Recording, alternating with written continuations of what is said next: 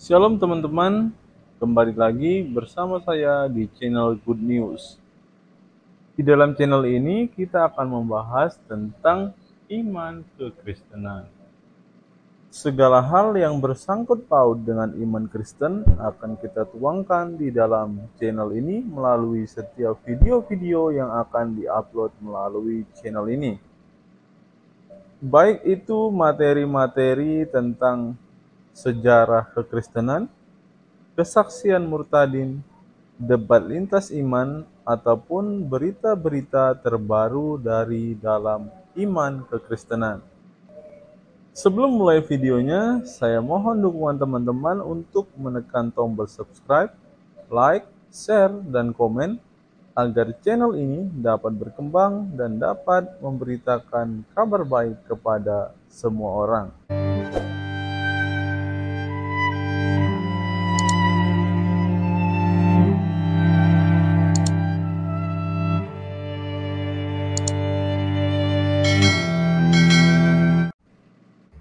Manusia menjadi Tuhan. Oke, pemuter. Kau punya nabi saja bisa menyelamatkan kau. Berarti nabimu Allah yang sholat kepada nabimu. Kalau sholat, jadi kau dengar. Dengar dulu. Tidak ada dalam ayat Alkitab itu orang Kristen disuruh menyembah manusia.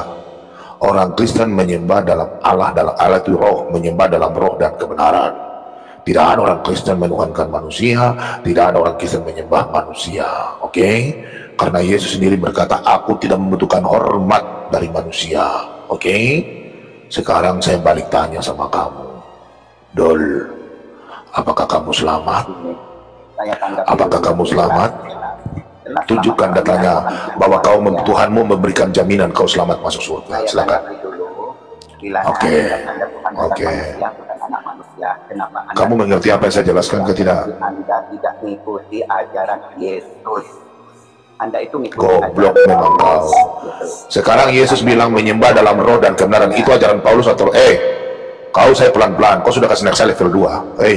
Saya tanya, Paulus bisa membangkitkan orang mati. Nabimu bisa nggak bangkitkan orang mati? Jangan nabi saya wali-wali. Mana buktinya? Mana datanya? Dongeng. Mana datamu? Mana datamu? Mana datamu? Ambil dari kitab sucimu, cepat. Mana datamu? Jangan modal congor. Dul. Loh, sekarang saya tanya. Sekarang kalau saya tunjukkan data dari kitab suci, bagaimana? Yesus itu Tuhan-Tuhanan. Anda yang Aduh. Kau bisa diskusi nggak pakai data? Bisa nggak diskusi pakai data, Abdul? Bisa. Oke. Kau tunjukkan datamu, Allah melalui kau punya wali-wali bisa bangkitkan orang mati. Silakan. Aduh, ini orang nggak mau diskusi nih. Aduh, Abdul, kau sudah minum kincing otak berapa liter? Abdul, diskusi itu pakai otak, pakai dalil. Nah, kau tidak mau diskusi kan? Ini. Muter-muter anak orang jadi Tuhan. Kok parah-parah mutar-mutar? Apa konten ini? Dan jelas-jelas di kitabnya. Manusia di Tuhan siapa? Mana manusia dituhankan? Percuma Umar, kalau kamu nggak mau diskusi turun aja Umar. Ya, di sini diskusi bukan untuk camar-camaran doang. Ya, Bilangan 23 tadi yang kamu kutip, Bilangan 23 tadi yang kamu kutip perkataan Bileam. Ya, kamu harus baca ceritanya itu secara lengkap. Kamu baca konteksnya di situ. Ya, bukan berarti dia tidak bisa mengambil rupa manusia. Dia bukanlah kualitasnya sama seperti manusia. Yang kalau dia berjanji tidak menepati atau dia tukang bohong seperti Allah mau tukang tipu. Berarti kamu gugur kitab Anda, Tuhan itu bukan manusia. Ngapain Anda? Tuhan bukanlah anak manusia yang suka berdusta. Baca nggak itu? Kenapa Anda menuhankan anak orang jadi Tuhan di situ? Loh, manusia itu memang jadi Tuhan. Manusia itu Tuhan di bumi ini. Ini kamu diam nih. Yang kamu kutip tadi, sebentar. Yang kamu kutip tadi, saya buka kamera ya teman-teman ya. Dia tidak membaca lengkap nih. Bilangan 23. Jawab dulu, Yesus anak manusia Tuhan bisa menjadi manusia. Ini ya, saya bacakan kamu. Bileam memberkati Israel. Ya, ini jangan bodoh nih kamu ya. Gugur kitabnya. Gak ada yang gugur, Pak. Ya, kami tidak percaya manusia itu bisa jadi Tuhan. Tadi Pak Bogum sudah menjelaskan. Ya, manusia nggak bisa jadi Tuhan, Pak.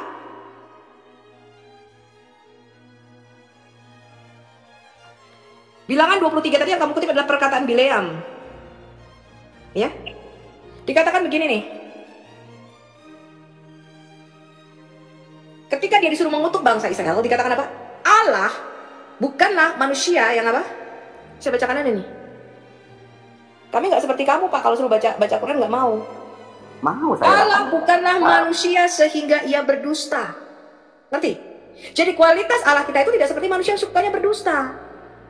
Bukan juga anak manusia sehingga dia menyesal, masakan dia berfirman dan tidak melakukannya. Jadi sukanya berbohong atau berbicara dan tidak menepatinya.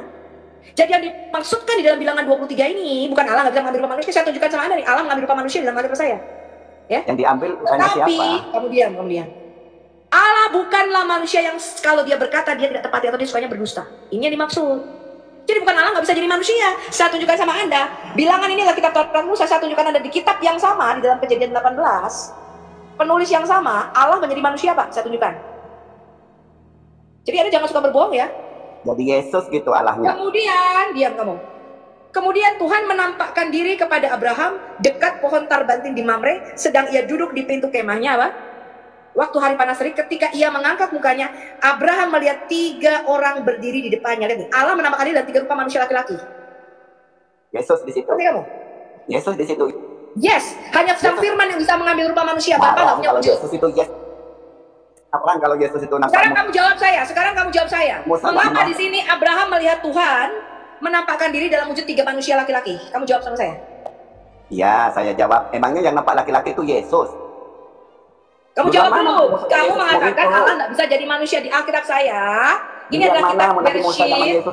Kamu tadi mengutip bilangan 23 itu tulisannya Musa. Ini kitab yang sama. Kitab Bereshit tulisannya Musa. Kamu jawab dulu, Pak. Kamu jawab dulu. Kenapa Tuhan bisa menampakkan diri kepada Abraham dalam wujud manusia di sini? Jawab. Di mana Nabi Musa itu mengatakan Yesus anak orang itu Tuhannya Nabi Musa? Jawab. Jangan ke Yesus dulu. Kamu mengatakan Tuhan bukanlah manusia. Di sini Tuhan bisa menjadi manusia. Kamu jawab dulu pertanyaan saya. Kenapa kemudian Tuhan menampakkan diri kepada Abraham? Abraham melihat 3 orang laki-laki di sini. Kamu jawab dulu pertanyaan saya, Pak. Islam goblok. Bahasa Indonesia juga lulus. Fokus ke pertanyaan Umar. Kalau tidak bisa diskusi turun saja. Fokus ke pertanyaan. Coba Anda kalau lulus. Fokus ke pertanyaan. Kamu tanya bilangan 23 ayat 19. Saya sudah menjawab. Ini goblok banget ini orang ya. Anda tahu nggak sih pertanyaan saya apa, Pak? Ya, di mana datanya Nabi Musa itu mengatakan Yesus? Bilangan 2. Jangan kemana-mana, Pak. Kamu kalau mau jangan kayak Allah, nggak nyambung. Ke bilangan di bilangan 23 ayat 19.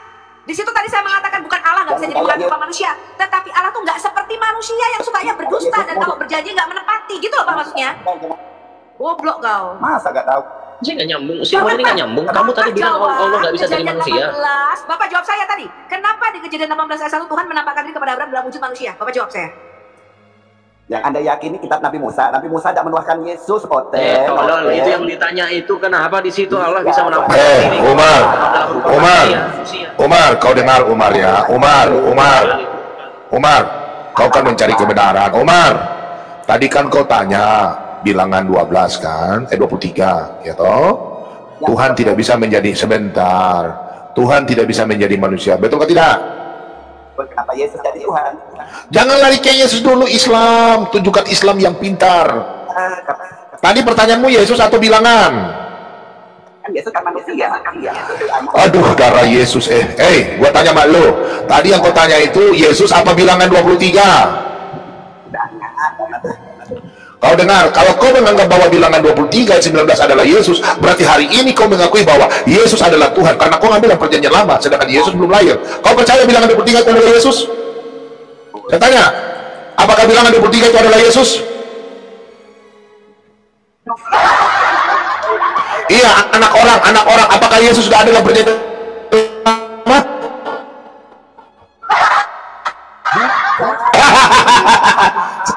Gua tanya sama lo, yang lu bertanya bilangan 23 atau Yesus? Ya, Tuhan itu bukan manusia. Sabar. Aduh, memang ini kenapa kalian Islam ini, aduh, kenapa kepanas-panas begini? Enggak. Kau berdiskusi enggak? Saya tanya sekali lagi, kalau tidak saya suruh host turun kau. Saya tanya sekali lagi. Kau bertanyakan bilangan 23 ayat 9 itu, ya toh? Nah, sekarang saya tanya, menurutmu Yesus sudah ada nggak dalam perjanjian lama? Ada. Ulang? Ada. Nah, nggak ada. Kenapa kau buat nama Yesus? Karena aku terus menggunakan nama Yesus. Nggak nyambung, Umar. Namamu sama-sama kamu. Bilangan 23 ayat 19. Sabar Umar. Kan kau tahu sebentar Umar. Umar, dengar dulu Umar. Kan tadi kau bilang Pak Bom, saya mau bertanya, Allah bukanlah manusia, betul? Terus kau bilang Tuhan manusia tidak bisa jadi Tuhan kok bisa jadi manusia, betul? Allah bukan manusia, betul? Bukan manusia. Oke. Tapi kau bilang Tuhan tidak bisa jadi manusia, toh? Siapa yang bilang? Kau ini jilat, kok puluh dari sini? Bodoh betul ya. Saya aduh, sakit bisa jiwa. kursi, apakah buat kursi? Apakah Menurutmu Tuhan bisa menjadi manusia tidak? dapat? Bisa nggak Tuhan jadi manusia? Lagi. Bisa nggak? Saya tanya bisa atau bukan ngapain? Bisa atau tidak? Bisa lah, tapi parahnya kayak itu kok Bisa. Oke, udah. Bukan parah. Bisa. Enggak, itu ketakutan sampai disiksa tanpa tentara Romawi. Kau bicara Yesus sih. Kau kan yang bawa ayat bilangan 23 ayat 9. Abdul, kalau jadi manusia itu punya komitmen. Saya curiga istrimu itu sebenarnya mau meninggalkan kau itu karena kau punya mulut tidak setia. Kau harus setia dengan perkataanmu. Istrimu nanti akan tinggalkan kau itu karena kau tidak pernah setia. Di sini kalian tidak pernah setia sama istri kalian, makanya kalian tinggal kawin-kawin terus. Sebenarnya kau pingin kawin banyak, tapi karena kau tidak punya uang, makanya kau tinggal hidup miskin. Toh betul tidak? Andai kata kau punya uang banyak, pasti kau cari istri lagi. Betul nggak? Abdul, penipu, pendusta. Kau dengar dulu, kau tadi bilang Tuhan tidak bisa jadi manusia kan? Betul? Umar, saya tanya kamu nih sebelum saya tendang kamu nih. Kamu bisa nggak diskusi baik-baik? Umar, kamu mau nggak diskusi baik-baik? Jawab. Bu Sophie, doubling Bu Sophie. Oh, udah. Kamu mau nggak diskusi baik-baik, Umar? Kamu mau nggak ditendang sama ibu-ibu Umar? Giliran diancam ditendang, diam dia. Takutnya kau keturunan, tapi tak bisa diskusi baik-baik. Di bawah ada 3 orang ngantri tuh. Iya. Dia ada orang lain yang mau naik. Tuhan apa manusia setelah itu belum saya. Kamu mau nggak selesaikan pertanyaannya satu? Kamu bertanya. Iya, saya mau dulu. Tadi kamu nanya apa? Yesus Tuhan apa manusia gitu? Pak Sang, suaranya kecil Pak Sang. Oke, sabar. Supaya Oke, kamu tanya Yesus Tuhan apa manusia? Jawab itu aja. Ya, sama seperti kamu. Kamu laki-laki apa manusia? Kamu laki-laki apa manusia? Kasihan menelankan anak orang. Saya tanya, kamu laki-laki apa manusia? Parah. Kamu laki-laki apa manusia? Itu laki-laki manusia. Ya sama kayak Yesus mau punya otot. Loh, saya tanya sama kamu laki-laki apa manusia? Saya tunjukkan kamu hadisnya. Kenapa Muhammad tidak disembah sebagai Tuhan? Iya. Karena Muhammad ditunggu 3 hari lalu mati. Itu fitnah, Den. Karena kamu itu tukang fitnah. Saya tunjukkan hadisnya. Soalnya apa? Kristen itu nggak bisa baca bahasa Arab. Saya tunjukkan hadisnya. Saya nggak dapat esensi diskusi sama Umar, serius. Kamu baca bahasa Arab. Kamu baca bahasa Arabnya. Oh, bisa ikro nggak? Coba ikro ini. Baca hadis saya Al-Bukhari 3394 baca. Sekarang saya tunjukkan kamu bahasa Arabnya, kamu baca. Baca. Ikro. Ya, setelah itu. Jangan bilang nggak terbaca, ya jelas banget itu. Iya, jelas, baca. Tidak disembah sebagai Tuhan. Baca bahasa Arabnya. Lalu terjemahin. Ya, tidak apa sini. Ya, gua belum marah. Akan benar, Pak. Ayo topik terus. Baca. Teruskan topik katun. Abdillah terus. Baca, kamu baca. Terus Kamu kan yang bisa baca tulisan jin. sudah baca Kamu bisa baca tulisan jin. Abdillah. Terjemahin. Sopi Katun, dengarlah pembicaraan saya. Nama saya bukan Sopi Katun. Kamu bisa nggak sih panggil orang bagus-bagus? Ada itu Sudah tidak sopan. Ada itu kondusif. kok tahu. Iya, masa bahasa saya. Tuh baca, saya baca. Lihat ya, teman-teman mereka nggak bisa bahasa Arab. Lihat ini ya, Ya. ketika Muhammad nabimu itu meninggoy, nabimu itu mati mudar. Nah, itu Ya, ketika nabimu, jangan lari dulu.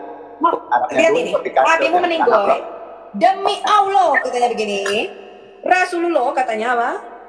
Tidaklah meninggoy. Aisyah berkata apa? Selanjutnya Umar berkata apa? Tidak ada perasaan pada diriku melainkan itu, dan pasti Allah akan membangkitkan Mamat. Ternyata Mamat tetap mati, nggak bangkit. Ngarep. Makanya Nabi meninggal hari Senin, ditunggu hari Rabu nggak bangkit. Dan siapa yang mengatakan Nabi meninggoy, yang mengatakan Nabi metong, pasti Allah memotong tangan dan kaki mereka. Ini kata Umar bin Khattab nih. Lalu dia nanti tutup jenazah nabimu, ternyata nabimu sudah membusuk, sudah berbau busuk, meninggoy. Dia tidak bangkit.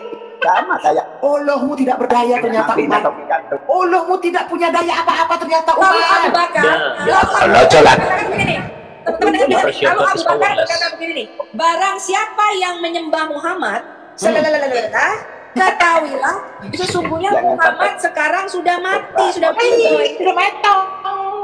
Kenapa nabimu nggak disembah sebagai Tuhan? Karena nabimu meninggoy. Siapa yang menyembah Allah, ketahuilah dia hidup. Tuhan kita hidup, betul nggak teman-teman? Ya, betul. Amin. Nabinya meninggoy. Barang siapa menyembah Muhammad, barang siapa yang menyembah Muhammad, sesungguhnya dia sudah jadi fosil, sudah jadi pertalit. Itulah sebabnya makanya dia nggak bisa jadi Mesias, nggak bisa jadi Mesias, nggak bisa jadi Tuhan. Kenapa Muhammad tidak bisa jadi Tuhan? Karena Muhammad sudah meninggoy. Karena dia meninggal, nabimu itu meninggalnya hari Senin, ditunggu 3 hari, nggak bangkit. Besok kita rayakan ulang tahunnya, weh. Besok ulang tahunnya. Karena orang Tuhan Persiapkan ini ya. Nih, persiapkan kuburnya, banyak sosanya, panjang kuburnya serta besok banyak batunya, besok ulang tahun batunya. Nih, udah jatuh koran masih kalian rayakan. Iya, makanya kamu kalau diskusi yang baik itu yang baik. Kalau kau polemik nanti di sini nanti kita juga ngomong lagi terus. Nggak bisa kau ngomong. Kita di sini dewa-dewamu, di sini Tuhan-Tuhanmu kita. Ya, capek tangan kamu kita percaya sama nabimu yang meninggal itu. Kamu bertanya kenapa Yesus manusia menjadi Tuhan? Karena Yesus membuktikan dia hidup. Tadi Quran berkata yang maha hidup, yang bisa bangkit dari kematian hanyalah Allah. Kasih besar dong. Yesus Oke, besok teman-teman, mari kita sejenak berdoa besok. Panjang umurnya, tiup lilinnya, panjang umurnya serta mulia. Banyak dosanya, menyatalah hadiah yang Umar. Biasanya kalau kau merayakan ulang tahun, itu orang yang masih hidup atau orang yang sudah mati merayakan ulang tahun? Umar. Seketika. Biasanya kalau tiup lilin untuk orang yang hidup atau orang yang mati? Jawab dulu. Kau jawab dulu, ini diskusi santai nih. Biasanya kau Yesus sudah di surga. Udah. Kau udah kalah di situ. Yesus sudah di surga. Kau usah bicara Yesus. Karena Yesus berkuasa. Udah. Sekarang kau jawab dulu nih. Sekarang kau jawab nih. Apa kau bilang? Siapa saksinya Yesus di surga di mana? Kau mau tanya di ayat Alkitab atau apa? Bapak yang lihat. Enggak, kau mau tanya tentang pakai dalil Alkitab sebentar. Tadi saya sudah buktikan ya, kenapa Nabi Yesus itu siapa? Saya sudah buktikan. Sebentar, saya sudah buktikan bahwa Nabi itu tidak ada langit, sebenarnya Allah Bapa. Pak. Saya tadi sudah menjawab kenapa Yesus itu kami sembah sebagai Tuhan. Karena dia Mesias, dia juru selamat dan maha hidup. Kenapa nabimu tidak bisa jadi Tuhan? Karena nabimu meninggal, nabimu mati. Mesias itu bukan Tuhan, Sofi. Iya, tadi kan barang siapa sial loh, si Umar tadi udah ngarep sudah mati, betul nggak teman-teman? Betul. Amin. Terkutuk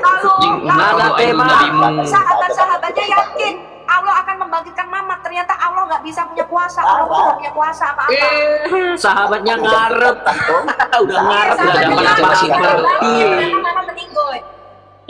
Udah ditungguin nggak bang. Kalau itu sudah ada yang tungguin bang kita. Lah punyamu itu ngarep, udah betul ngarep loh. 3 hari loh. Iya kok bau gitu loh. Jadi pupuk dia. Iya yo, anak orang jadi Tuhan. Iya, maksudnya iya, nabimu jadi pupuk bumi kan, betul, jadi pupuk bumi nabimu. Ruwet bumi. Jadi tahu lu di mana sekarang? Nabi pun kayak begini Kayak gitu bentuknya. bentuknya tuh. Itu bentuknya sekarang masih ada jenggotnya. Itu gambarnya Paulus itu. Ada begini bentuknya nih. Itu gambarnya Paulus. Aduh.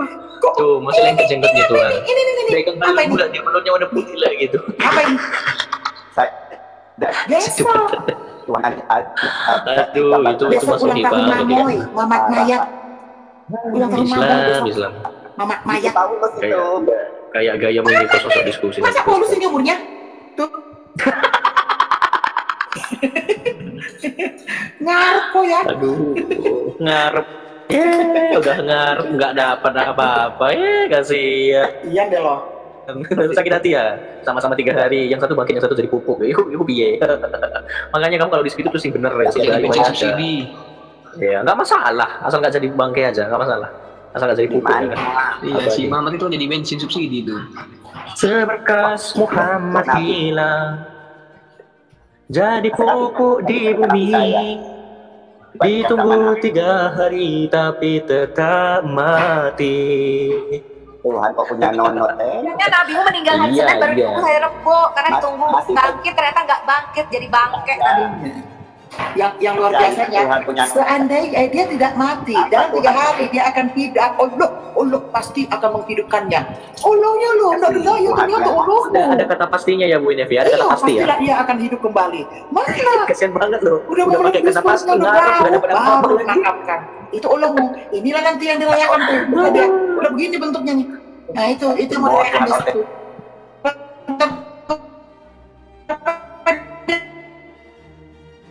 Masih apa ya Bu Inevi? Ulang tahun keberapa? Lebih cakep. Lebih cakep ini. Cukup kayak gini. Lah turun, nggak ada apa-apa. Yang berinilah naik ya. Bawa kitab bilangan lari ke Yesus. Nanti aku bawa kitab Tipitaka, aku tanya Muhammad, kan nggak nyambung.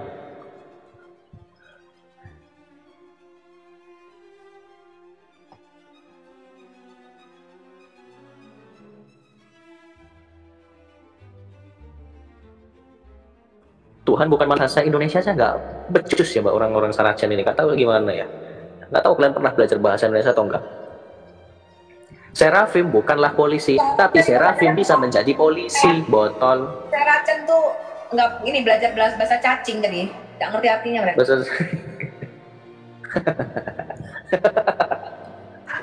Gimana ya? Tepung itu bukan roti, tetapi tepung bisa menjadi roti. Ya, gimana sih? Nasi itu bukan bubur, tapi nasi bisa menjadi bubur. Loh, ini bahasa Indonesia kayak gini aja Saracen nggak lulus. Gimana kamu mau sok-sok bahas teologi? Ya. Besok hari iblis sedunia. Besok hari pertalit sedunia, teman-teman. Hari pertalit ya, pertalit. Pertalit atau pertamax dia?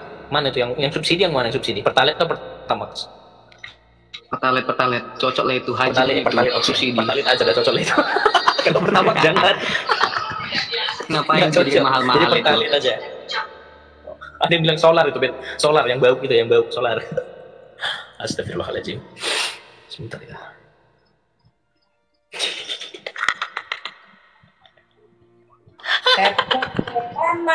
Happy birthday mamai, happy birthday, happy birthday, happy birthday mamai.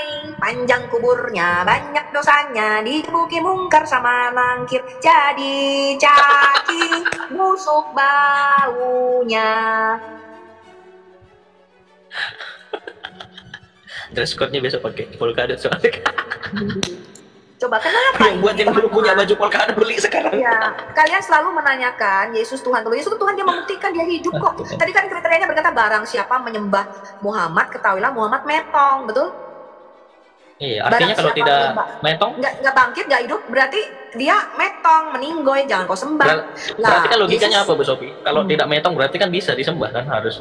jadi sembah sebagai Apa Allah. dari Karena logika? hidup sekarang Kalimat Yesus ini hidup. Yesus membuktikan dia dari atas, dia Allah yang menjadi manusia. Nah, kata dia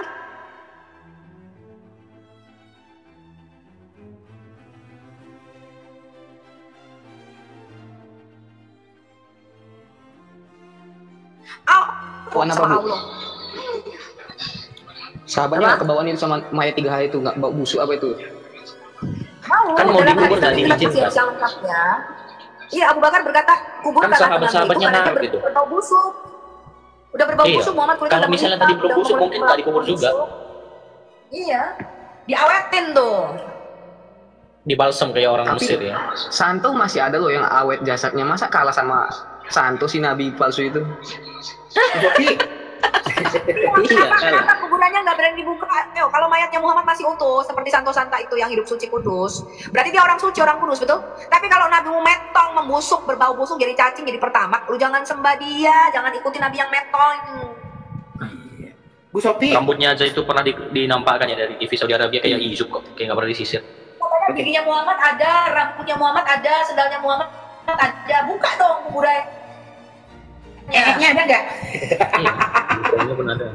Kalau ada nya disimpan Semua gitu ada. sampai jadi bumbu masak. Bu Sophie, ada orang yang ada yang nanyakan, yang menanyakan ayat ini Bu Sophie di 2 Tesalonika 2 ayat 11 Bu Sophie. Dan itulah sebabnya Allah mendatangkan kesesatan atas mereka yang menyebabkan mereka percaya akan dusta. Di bawah typing katanya di YouTube ya, di YouTube. Di sini kan tentang Allah mendatangkan kesesatan. Di sini tentang Allah mendatangkan kesesatan. Maksudnya apa ya, Bu? Itu maksudnya dari original itu adalah hayalan mereka, baca atasnya, baca sampai Iya, baca atasnya yang bawah-bawah. Soalnya kan kata mereka, pertanyaan ini tidak banyak digunakan orang seberang untuk menyerang. Kemarin juga ditanyakan ini, di mana ya? Iya, Tuhan itu Tapi tidak itu kan menyesatkan. ada ayatnya yang itu Bu Winep, ketika Iya. ada malaikat ya, ada roh jahat menghadap kepada Allah, siapa yang akan menyesatkan mereka? Lalu roh jahat itu menghadap kepada Allah, apa yang akan menyesatkan mereka? Lakukanlah gitu. Artinya makanya orang Kristen percaya namanya Allah mengizinkan, bukan Allah menyesatkan. Nah, Allah mengizinkan itu kenapa? Karena mereka memang percaya kepada dusta. Itu kan ayat di atasnya ada. Tapi bukan Allah Tentang menyesatkan. kedatangan Tuhan, Bukan Allah menyesatkan. tentang kedatangan Kalau yang Tuhan syaratnya kita kan beda, Yesus setan aja dari Kristus Rasulullah. dan terhimpunnya kita dengan Dia, kami minta kepadamu saudara-saudara, ada tanda bintang tuh, supaya kamu jangan lekas bingung dan gelisah, baik oleh ilham roh maupun oleh pemberitaan atau surat yang dikatakan dari kami, seolah-olah hari Tuhan telah tiba. Janganlah kamu memberi dirimu kesesatan. Oh iya, benar juga. Janganlah kamu memberi dirimu disesatkan orang dengan cara yang bagaimanapun juga, sebab sebelum hari itu haruslah datang dahulu murtad dan haruslah dinyatakan dahulu manusia durhaka yang harus binasa, yaitu lawan yang meninggikan diri di atas segala yang disebut atau yang disembah sebagai Allah. Bahkan ia duduk di bait Allah dan mau menyatakan diri sebagai Allah. Tidakkah kamu ingat bahwa hak itu telah beberapa kali kukatakan kepadamu ketika aku masih bersama-sama dengan kamu? Dan sekarang kamu tahu apa yang menahan dia sehingga ia baru akan menyatakan diri pada waktu yang telah ditentukan baginya. Karena secara rahasia, kedurhakaan telah mulai bekerja, tetapi sekarang masih ada yang menahan. Kalau yang menahannya itu telah disingkirkan, pada waktu itulah si pendurhaka baru akan menyatakan dirinya. Tetapi Tuhan Yesus akan membunuhnya dengan nafas mulutnya dan akan memusnahkannya kalau ia datang kembali. Ada lagi tanda bintang. Kedatangan si pendurhaka itu adalah pekerjaan iblis dan akan disertai rupa-rupa perbuatan ajaib, tanda-tanda dan mujizat-mujizat palsu dengan rupa-rupa tipu daya jahat terhadap orang-orang harus binasa karena mereka tidak menerima dan mengasihi kebenaran yang dapat menyelamatkan mereka. Dan itulah sebabnya Allah mendatangkan kesesatan atas mereka yang menyebabkan mereka percaya. Oh iya, bukan mendatangkan ya, Ini loh, dibiarkan. maksudnya begini teman-teman. Ini bicara mengenai antikristus, roh antikristus yang akan menyombongkan ini Mesias palsu, nabi-nabi palsu dan Mesias palsu. Mereka tadi dikatakan akan melakukan tanda-tanda dan mujizat. Dan ada banyak orang itu akan disesatkan lagi. Mereka percaya, oh benar nih kamu Mesias nih. Kenapa? Karena mereka akan memberikan tanda-tanda dan mujizat-mujizat seakan-akan mereka itu betul-betul punya kuasa. Jadi orang-orang itu akan dibuat percaya, oh benar kamu memang Mesias. Itu maksudnya, ya. Kata kesesatan itu delusional. Delusional itu adalah apa? Mereka percaya kepada mujizat-mujizat itu yang sebenarnya bukan dari Allah, tapi pekerjaan iblis gitu loh teman-teman. Ngerti nggak? Tadi tuh ayat atasnya tuh baca, ya mereka akan melakukan apa? Mujizat-mujizat dan tanda-tanda. Jadi banyak orang akan disesatkan itu. Itu maksudnya, ya. Mereka percaya kepada antikristus ini yang sebenarnya bukanlah kebenaran, karena kebenaran itu adalah Yesus sebagai Mesias kita. Itu maksudnya. Jadi kesesatan itu delusional, itu maksudnya adalah mereka akan percaya kepada tanda-tanda dan mujizat yang dibuat oleh nabi palsu itu. Bilangan pasal 31 pembalasan kepada orang Midian. Tuhan berfirman kepada Musa, lakukanlah pembalasan orang Israel kepada orang Midian. Kemudian engkau akan dikumpulkan kepada kaum leluhurmu. Lalu berkatalah Musa kepada bangsa itu, baiklah, sejumlah orang dari antaramu mempersenjatai diri untuk berperang, supaya mereka melawan Midian untuk menjalankan pembalasan Tuhan terhadap Midian. Dari setiap suku di antara segala suku Israel haruslah kamu menyuruh 1.000 orang untuk berperang. Demikianlah diserahkan dari kaum-kaum Israel 1.000 orang dari tiap-tiap suku. Jadi 12.000 orang bersenjata untuk berperang. Lalu Musa menyuruh mereka untuk berperang, 1.000 orang dari tiap-tiap suku, bersama-sama dengan Pinehas, anak Imam Eleazar, untuk berperang dengan membawa perkakas tempat kudus dan nafiri-nafiri pemberi tanda semboyan. Kemudian berperanglah mereka melawan Midian seperti yang diperintahkan Tuhan kepada Musa, lalu membunuh semua laki-laki mereka. Selain dari orang-orang yang mati terbunuh itu, mereka pun membunuh juga raja-raja Midian, yakni Ewi, Rekem, Zur, Hur, dan Reba, kelima raja Midian. Juga Bileam bin Beor dibunuh mereka dengan pedang. Kemudian Israel menawan perempuan-perempuan Midian dan anak-anak mereka, juga segala hewan, segala ternak, dan segenap kekayaan mereka dijarah. Dan segala kota kediaman serta segala tempat perkemahan mereka dibakar. Kemudian diambillah seluruh jarahan dan seluruh rampasan berupa manusia dan hewan itu, dan dibawalah orang-orang tawanan, rampasan dan jarahan itu kepada Musa dan Imam Eleazar dan kepada umat Israel ke tempat perkemahan di dataran Moab yang di tepi sungai Yordan dekat Yeriko. Lalu pergilah Musa dan Imam Eleazar dan semua pemimpin umat itu sampai ke luar tempat perkemahan untuk menyongsong mereka. Maka gusarlah Musa kepada para pemimpin tentara itu, kepada para kepala pasukan 1.000 dan para kepala pasukan 100 yang berpulang dari peperangan. Dan Musa berkata kepada mereka, kamu biarkankah semua perempuan hidup? Bukankah perempuan-perempuan ini atas nasihat Bileam menjadi sebabnya orang Israel berubah setia terhadap Tuhan dalam hal Peor, sehingga tulah Tuhan turun ke antara umat Tuhan? Maka sekarang bunuhlah semua laki-laki di antara anak-anak mereka, dan juga semua perempuan yang pernah bersetubuh dengan laki-laki haruslah kamu bunuh. Tetapi semua orang muda di antara perempuan yang belum pernah bersetubuh dengan laki-laki haruslah kamu biarkan hidup bagimu. Tetapi kamu ini berkemahlah 7 hari lamanya di luar tempat perkemahan. Setiap orang yang telah membunuh orang dan setiap orang yang kena kepada orang yang mati terbunuh haruslah menghapus dosa dari dirinya pada hari yang ketiga dan pada hari yang ketujuh. Kamu sendiri dan orang-orang tawananmu juga, setiap pakaian dan setiap barang kulit dan setiap barang yang dibuat dari bulu kambing dan setiap barang kayu haruslah disucikan. Lalu berkatalah Imam Eleazar kepada para prajurit yang telah pergi bertempur itu, inilah ketetapan hukum yang diperintahkan Tuhan kepada Musa. Hanya emas dan perak, tembaga, besi, timah putih dan timah hitam, segala yang tahan api haruslah kamu lalukan dari api supaya menjadi tahir, tetapi semuanya itu haruslah juga disucikan dengan air penyuci, dan segala yang tidak tahan api haruslah kamu lalukan dari air. Lagi pula kamu harus mencuci pakaianmu pada hari yang ketujuh supaya kamu tahir, dan kemudian bolehlah kamu masuk ke tempat perkemahan. Mengenai jarahan, Tuhan berfirman kepada Musa, hitunglah jarahan jumlah rampasan yang telah diangkut yang berupa manusia dan hewan. Engkau ini dan Imam Eleazar serta kepala-kepala puak umat itu. Lalu Bagi dualah rampasan itu kepada pasukan bersenjata yang telah keluar berperang dan kepada segenap umat yang lain. Dan engkau harus mengkhususkan upeti bagi Tuhan dari para prajurit yang keluar bertempur itu, yakni 1 dari setiap 500, baik dari manusia, baik dari lembu, dari keledai, dan dari kambing domba. Dari yang setengah yang telah didapat mereka haruslah engkau mengambilnya, lalu menyerahkannya kepada Imam Eleazar sebagai persembahan khusus bagi Tuhan. Tetapi dari yang setengah lagi yang untuk orang Israel lain haruslah engkau mengambil 1 ambilan dari setiap 50, baik dari manusia, baik dari hewan, dari keledai, dan dari kambing domba.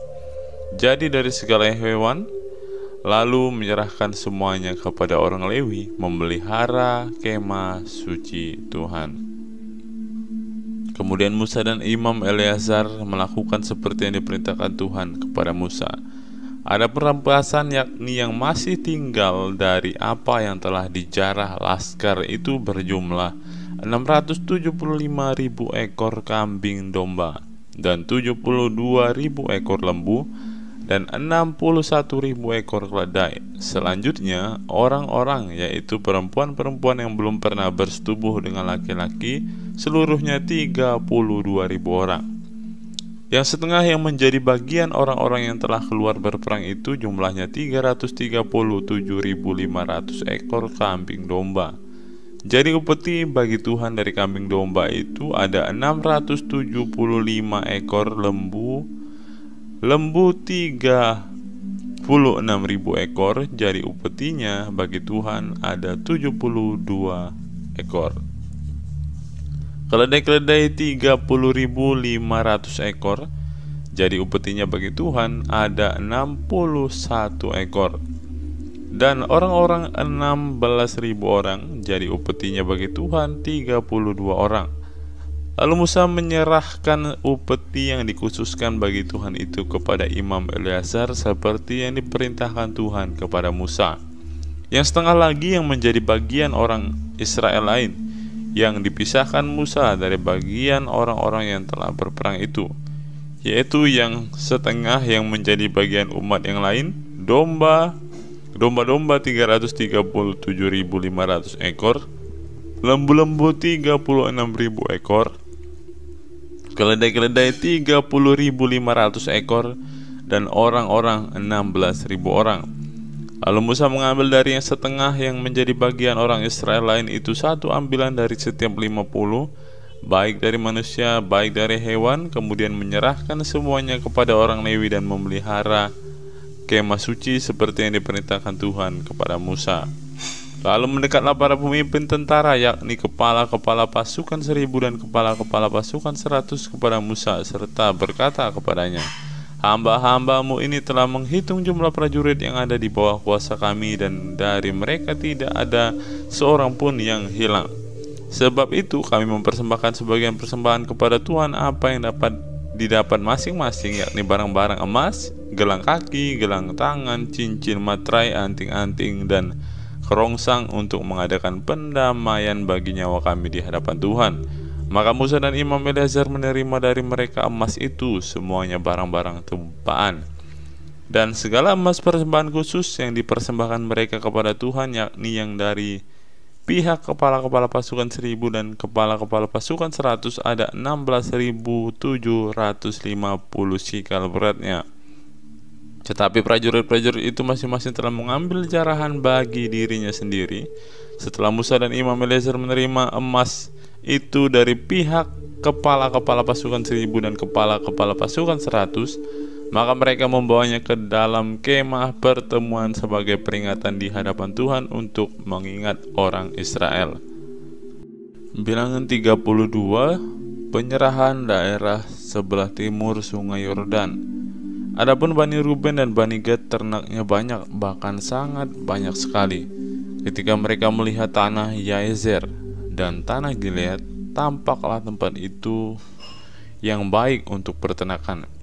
Lalu datanglah Bani Gad dan Bani Ruben dan berkata kepada Musa, Imam Eleazar, dan kepada para pemimpin itu, Atarot, Dibon, Yaezer, Nimra, Hesibon, Eleale, Sebam, Nebo, dan Beon. Negeri yang telah dikalahkan oleh Tuhan untuk umat Israel itulah suatu negeri yang baik untuk peternakan, dan hamba-hambamu ini memang ada ternaknya. Lagi kata mereka, jika kami mendapat kasih-Mu, biarlah negeri ini diberikan kepada hamba-hambamu ini sebagai milik. Janganlah kami harus pindah ke seberang sungai Yordan. Jawab Musa kepada Bani Gad dan Bani Ruben itu, masakan saudara-saudaramu pergi berperang dan kamu tinggal di sini? Mengapa kamu hendak membuat enggan hati orang Israel untuk menyeberang ke negeri yang diberikan Tuhan kepada mereka? Demikian juga dilakukan bapa-bapamu ketika aku menyuruh mereka dari Kades Barnea untuk melihat-lihat ke negeri itu. Mereka berjalan sampai ke lembah Eskol melihat-lihat negeri dan membuat enggan hati orang Israel, sehingga mereka tidak mau pergi ke negeri yang diberikan Tuhan kepada mereka.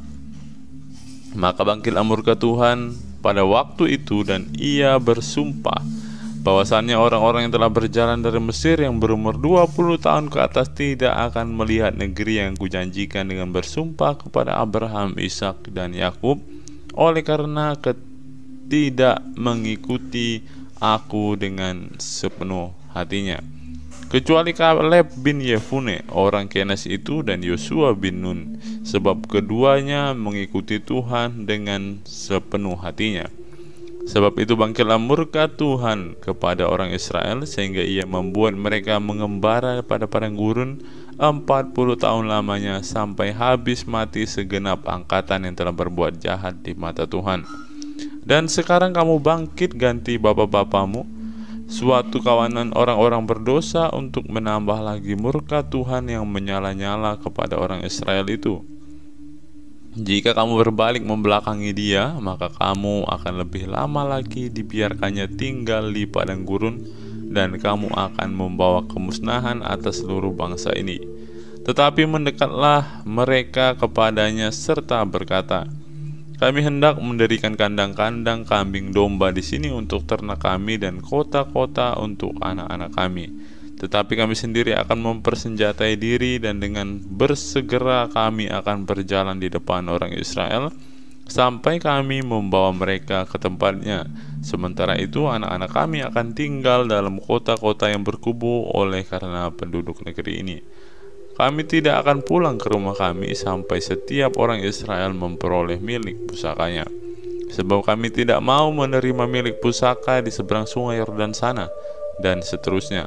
Apabila kami mendapat milik pusaka di seberang sungai Yordan sini di sebelah timur. Lalu berkatalah Musa kepada mereka, jika kamu hendak berbuat demikian, jika kamu hendak mempersenjatai diri untuk berperang di hadapan Tuhan, dan setiap orang dari kamu yang telah bersenjata hendak menyeberangi sungai Yordan di hadapan Tuhan, sampai ia menghalau musuh-musuhnya dari hadapannya, sehingga negeri itu takluk ke hadapan Tuhan, dan jika kemudian kamu pulang, maka akan bebaslah kamu dari kewajibanmu kepada Tuhan dan kepada Israel, dan negeri ini pun akan menjadi milikmu di hadapan Tuhan. Tetapi jika kamu tidak berbuat demikian, sesungguhnya kamu berdosa kepada Tuhan, dan kamu akan mengalami bahwa dosamu itu akan menimpa kamu. Dirikanlah kota-kota bagi anak-anakmu dan kandang-kandang bagi kambing dombamu, dan perbuatlah apa yang telah kamu ucapkan.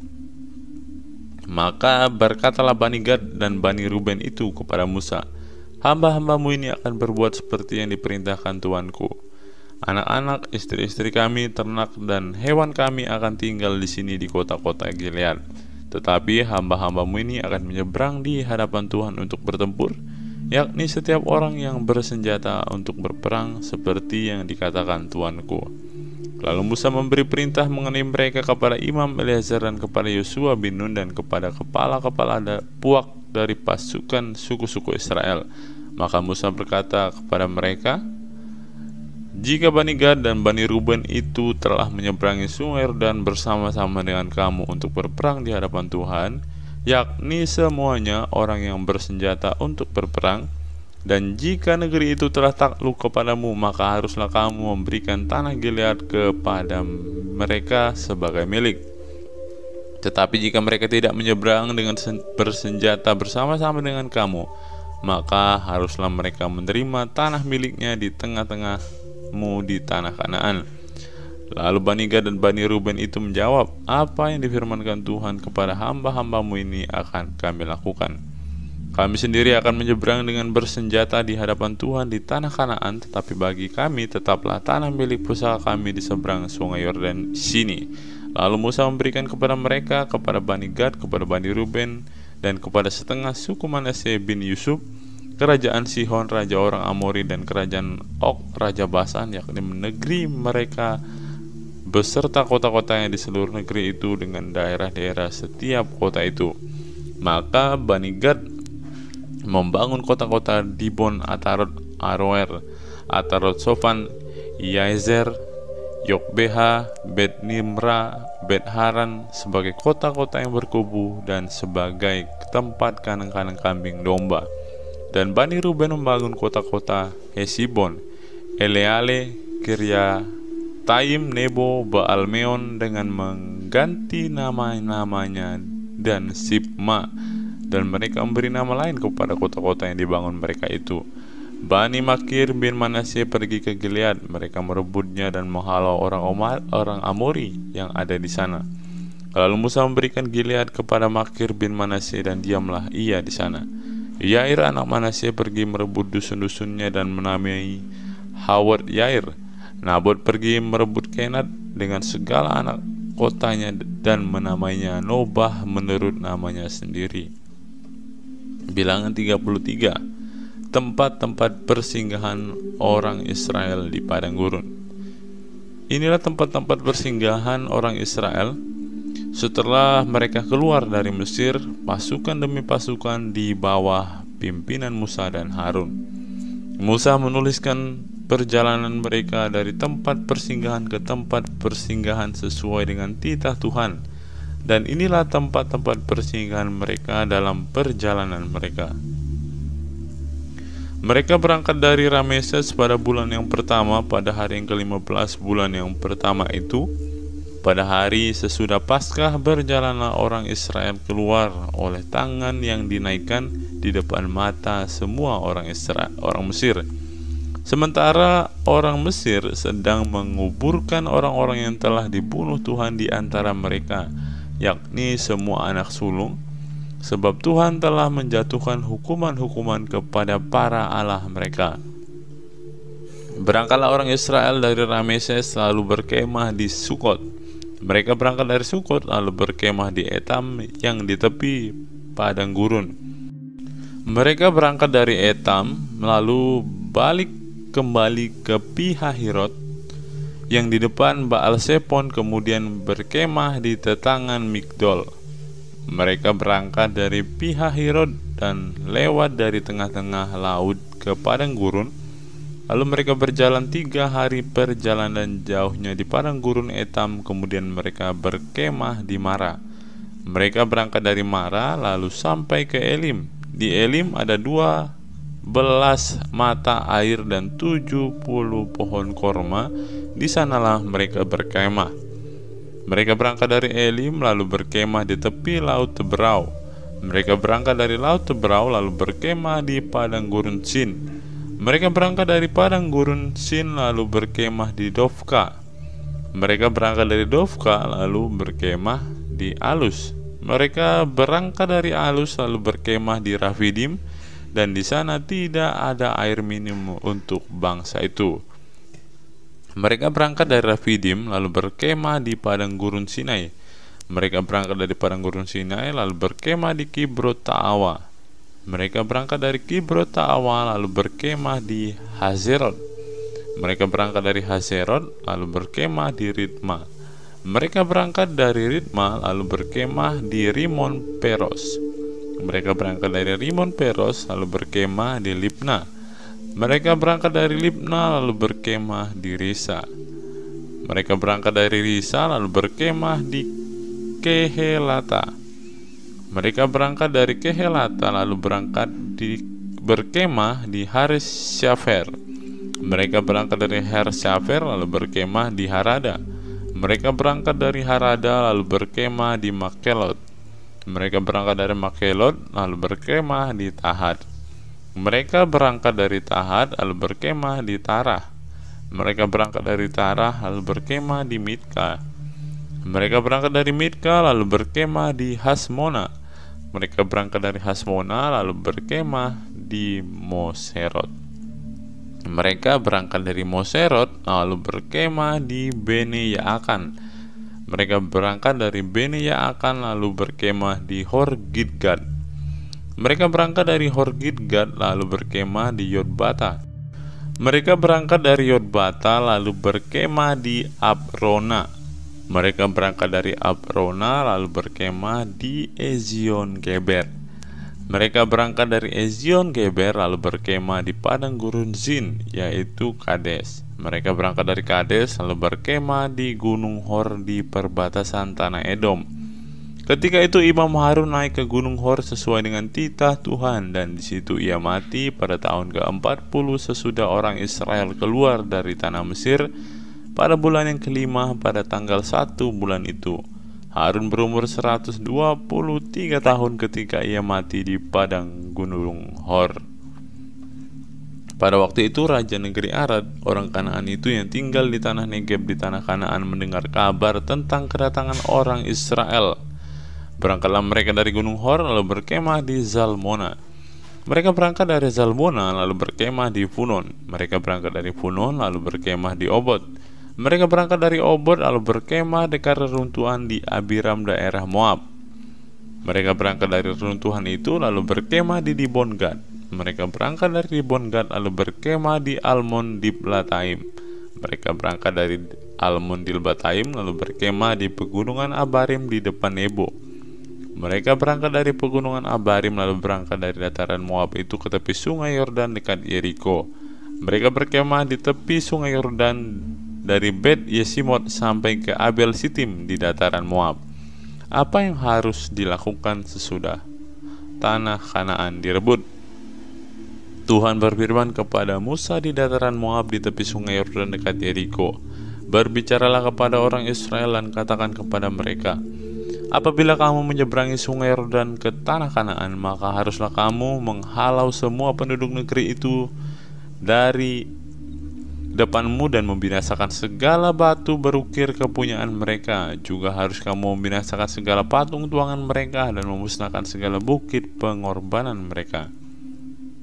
Haruslah kamu menduduki negeri itu dan diam di sana, sebab kepadamu aku berikan negeri itu untuk diduduki.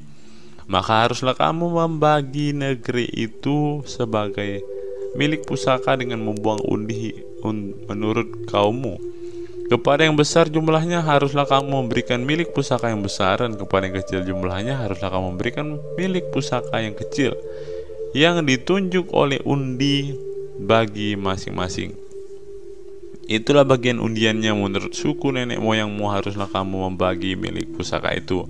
Tetapi jika kamu tidak menghalau penduduk negeri itu dari depanmu, maka orang-orang yang kamu tinggalkan hidup dari mereka akan menjadi seperti selumbar di matamu dan seperti duri yang menusuk lambungmu, dan mereka akan menyesatkan kamu di negeri yang akan kamu diami itu. Maka akan kulakukan kepadamu seperti yang kurancang melakukan kepada mereka. Bilangan pasal 34. Batas-batas tanah Kanaan. Tuhan berfirman kepada Musa, perintahkanlah kepada orang Israel dan katakanlah kepada mereka, apabila kamu masuk ke negeri Kanaan, maka inilah negeri yang akan jatuh kepadamu sebagai milik pusaka, yakni tanah Kanaan menurut batas-batasnya. Adapun sisi selatanmu ialah dari padang gurun Zin menyusur Edom, maka batas selatanmu mulai dari ujung laut Asin di sebelah timur. Lalu batasmu membelok di selatan pendakian Akrabim, terus ke Zin dan berakhir di sebelah selatan Kades Barnea. Sesudah itu ia mencapai Hazar Adar dan terus ke Asmon. Kemudian batas itu membelok dari Asmon ke sungai Mesir yang berakhir ke laut. Batas baratmu ialah laut besar dan pantainya, itulah batas baratmu. Inilah batas utaramu, mulai dari laut besar, haruslah kamu buat tanda batas ke Gunung Hor. Dari Gunung Hor, harus kamu buat tanda batas ke jalan yang menuju ke Hamat, lalu batas itu mencapai Zerat. Kemudian batas itu mencapai Sifron dan berakhir di Hazar Enan. Itulah batas utaramu. Sebagai batasmu di sebelah timur, haruslah kamu membuat tanda batas dari Hazar Enan ke Sefam. Dari Sefam, batas itu turun ke Ribla di sebelah timur Ain. Kemudian batas itu turunlah lagi dan mencapai tebing danau Kineret di sebelah timur. Lalu batas itu turun ke sungai Yordan dan berakhir di Laut Asin. Itulah negerimu menurut batas-batasnya sekeliling. Mengenai pembagian tanah Kanaan, Musa memerintahkan kepada orang Israel, itulah negeri yang akan kamu bagi sebagai milik pusaka dengan membuang undi dan yang diperintahkan Tuhan untuk diberikan kepada suku yang 9,5 itu. Sebab suku Bani Ruben menurut puak-puak mereka dan suku Bani Gad menurut puak-puak mereka telah menerima milik pusaka, juga suku Manasye yang setengah itu telah menerimanya. 2,5 suku itu telah menerima milik pusaka mereka di seberang sungai Yordan di dekat Yeriko di sebelah timur. Tuhan berfirman kepada Musa, inilah nama orang-orang yang harus membagikan tanah itu kepadamu sebagai milik pusaka, Imam Eleazar dan Yosua bin Nun. Lagi haruslah kamu mengambil seorang pemimpin dari suku untuk membagikan tanah itu sebagai milik pusaka. Itulah nama orang-orang itu dari suku-suku Yehuda: Kaleb bin Yefune dari suku Bani Simeon, Samuel bin Amihud dari suku Benyamin, Elidad bin Kislon dari suku Bani Dan, seorang pemimpin, Buki bin Yokli dari anak-anak Yusuf, yakni dari suku Bani Manasye seorang pemimpin, Haniel bin Efod, dan dari suku Bani Efraim seorang pemimpin, Kemuel bin Siftan, dari suku Zebulon seorang pemimpin, Elisafan bin Parnah, dari suku Bani Isakar seorang pemimpin, Paltiel bin Azan, dari suku Bani Aser seorang pemimpin, Ahihud bin Shelomi, dari suku Bani Naftali seorang pemimpin, Pedael bin Amihud.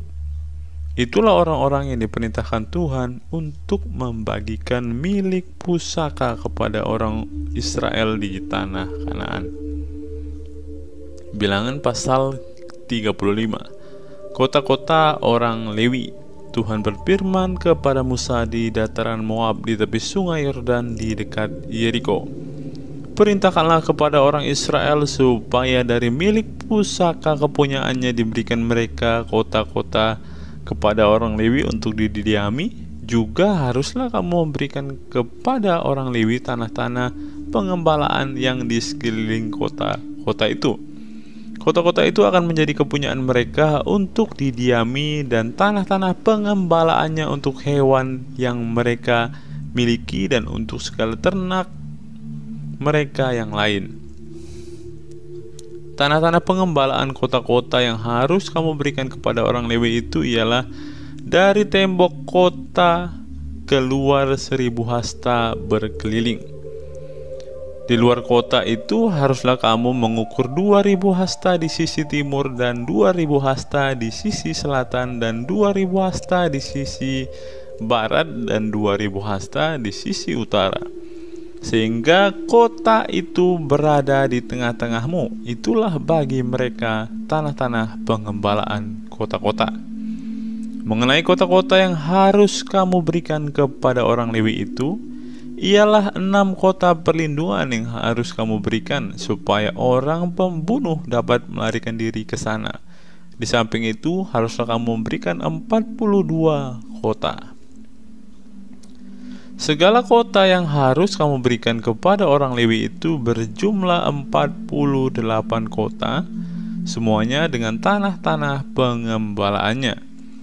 Mengenai kota-kota yang akan kamu berikan dari tanah milik orang Israel dari suku yang banyak jumlahnya, haruslah kamu ambil banyak. dan dari suku yang sedikit jumlahnya haruslah kamu ambil sedikit. Setiap suku harus memberikan dari kota-kotanya kepada orang Lewi sekadar milik pusaka yang dibagikan kepadanya. Kota-kota perlindungan. Tuhan berfirman kepada Musa, "Berbicaralah kepada orang Israel dan katakanlah kepada mereka, apabila kamu menyeberangi sungai Yordan ke tanah Kanaan, maka haruslah kamu memilih beberapa kota yang menjadi kota-kota perlindungan bagimu, supaya orang pembunuh yang telah membunuh seseorang dengan tidak sengaja dapat melarikan diri ke sana. Kota-kota itu akan menjadi tempat perlindungan bagimu terhadap penuntut balas, supaya pembunuh jangan mati sebelum ia dihadapkan kepada rapat umat untuk diadili. Dan kota-kota yang kamu tentukan itu haruslah 6 buah kota perlindungan bagimu. 3 kota harus kamu tentukan di seberang sungai Yordan sini, dan 3 kota harus kamu tentukan di tanah Kanaan, semuanya kota-kota perlindungan. Ke-6 kota itu haruslah menjadi tempat perlindungan bagi orang Israel dan bagi orang asing dan pendatang di tengah-tengahmu, supaya setiap orang yang telah membunuh seseorang dengan tidak sengaja dapat melarikan diri ke sana. Tetapi jika ia membunuh orang itu dengan benda besi sehingga orang itu mati, maka ia seorang pembunuh, pastilah pembunuh itu dibunuh. Dan jika ia membunuh orang itu dengan batu di tangan yang mungkin menyebabkan matinya seseorang sehingga orang itu mati, maka ia seorang pembunuh, pastilah pembunuh itu dibunuh. Atau jika ia membunuh orang itu dengan benda kayu di tangan yang mungkin menyebabkan matinya seseorang sehingga orang itu mati, maka ia seorang pembunuh, pastilah pembunuh itu dibunuh. Penuntut darahlah yang harus membunuh pembunuh itu. Pada waktu bertemu dengan dia, ia harus membunuh dia. Juga jika ia menumbuk orang itu karena benci atau melempar dia dengan sengaja sehingga orang itu mati, atau jika ia memukul dia dengan tangannya karena perasaan permusuhan sehingga orang itu mati, maka pastilah si pemukul itu dibunuh. Dan seorang pembunuh, penuntut darah harus membunuh pembunuh itu pada waktu bertemu dengan dia.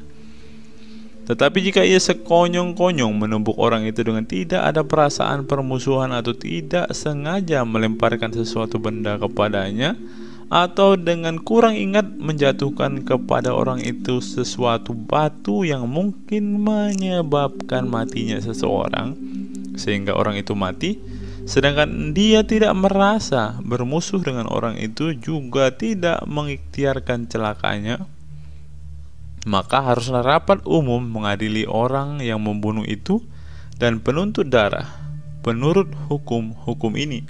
Dan haruslah rapat umat membebaskan pembunuh dari tangan penuntut darah, dan haruslah rapat umat mengembalikan dia ke kota perlindungan, ke tempat ia telah melarikan diri.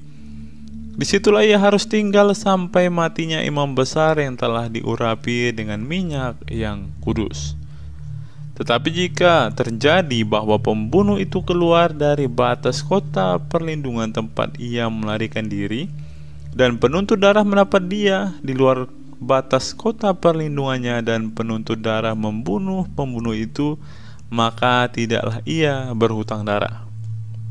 Sebab pembunuh itu wajib tinggal di kota perlindungan sampai matinya imam besar. Tetapi sesudah matinya imam besar, bolehlah pembunuh itu kembali ke tanah kepunyaannya sendiri.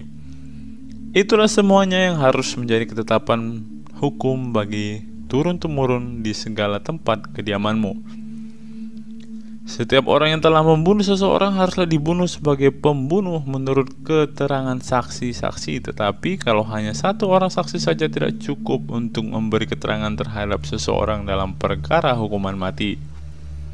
Janganlah kamu menerima uang tebusan karena nyawa seorang pembunuh yang kesalahannya setimpal dengan hukuman mati, tetapi pastilah ia dibunuh.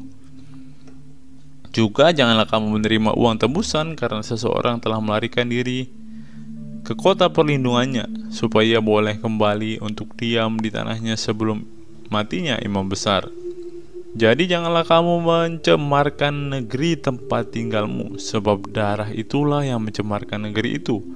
Maka bagi negeri itu tidak dapat diadakan pendamaian oleh karena darah yang tertumpah di sana, kecuali dengan darah orang yang telah menumpahkannya. Maka janganlah menajiskan negeri tempat kedudukanmu, yang di tengah-tengah aku diam, sebab aku Tuhan diam di tengah-tengah orang Israel. Bilangan 36. Syarat perkawinan anak-anak perempuan yang mempunyai hak waris.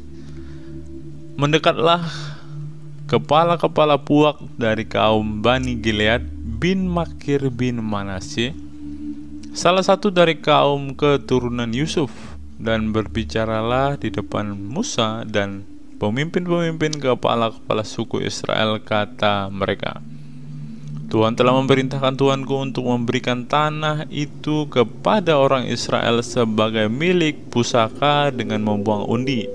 Dan oleh Tuhan telah diperintahkan kepada tuanku untuk memberikan milik pusaka Zelafedat saudara kami kepada anak-anaknya yang perempuan. Tetapi seandainya mereka kawin dengan salah seorang laki-laki dari suku lain di antara orang Israel, maka milik pusaka perempuan itu akan dikurangkan dari milik pusaka bapak-bapak kami yang akan ditambahkan kepada milik pusaka suku yang akan dimasukinya. Jadi akan dikurangkan dari milik pusaka yang diundikan kepada kami. Maka apabila tiba tahun Yobel bagi orang Israel, milik pusaka perempuan itu akan ditambahkan kembali kepada milik pusaka suku yang akan dimasukinya, dan akan dikurangkan dari milik pusaka nenek moyang kami. Lalu Musa memerintahkan kepada orang Israel sesuai dengan titah Tuhan, perkataan suku keturunan Yusuf itu benar. Inilah firman yang diperintahkan Tuhan mengenai anak-anak perempuan Zelafedat, bunyinya, mereka boleh kawin dengan siapa saja yang suka kepada mereka, asal mereka kawin di lingkungan salah satu kaum dari suku ayah mereka.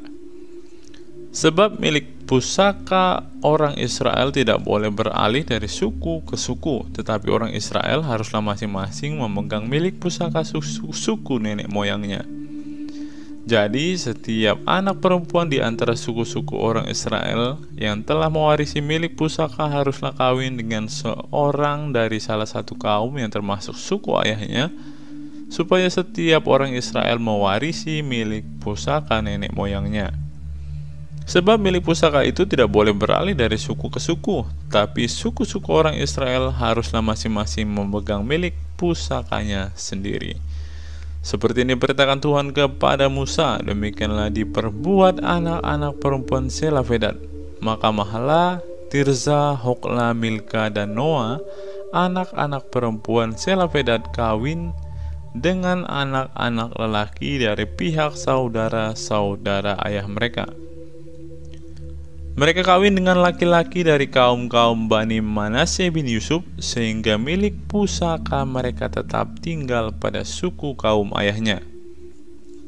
Itulah perintah dan peraturan yang diperintahkan Tuhan kepada orang Israel dengan perantaraan Musa di dataran Moab di tepi sungai Yordan dekat Yeriko. Ulangan pasal 1, Musa meriwayatkan pengalaman di Gunung Horeb. Inilah perkataan-perkataan yang diucapkan Musa kepada seluruh orang Israel di seberang sungai Yordan, di padang gurun di Araba Yordan, di tentangan Suf antara Paran dan Tofel, Laban, Hazerot, dan di Zahab. 11 hari perjalanan jauhnya dari Horeb sampai ke Kades Barnea melalui jalan pegunungan Seir.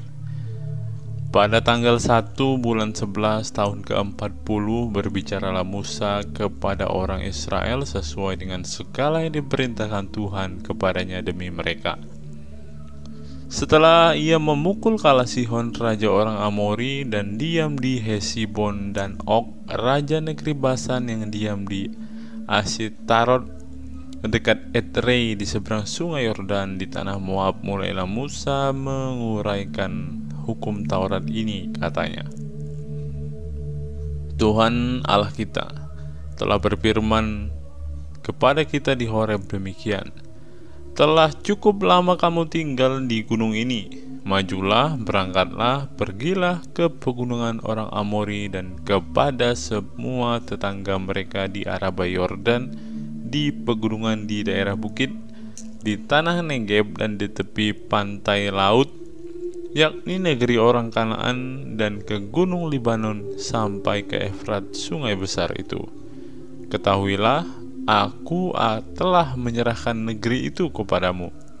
Masukilah, dudukilah negeri yang dijanjikan Tuhan dengan sumpah kepada nenek moyangmu, yakni Abraham, Ishak, dan Yakub, untuk memberikannya kepada mereka dan kepada keturunannya.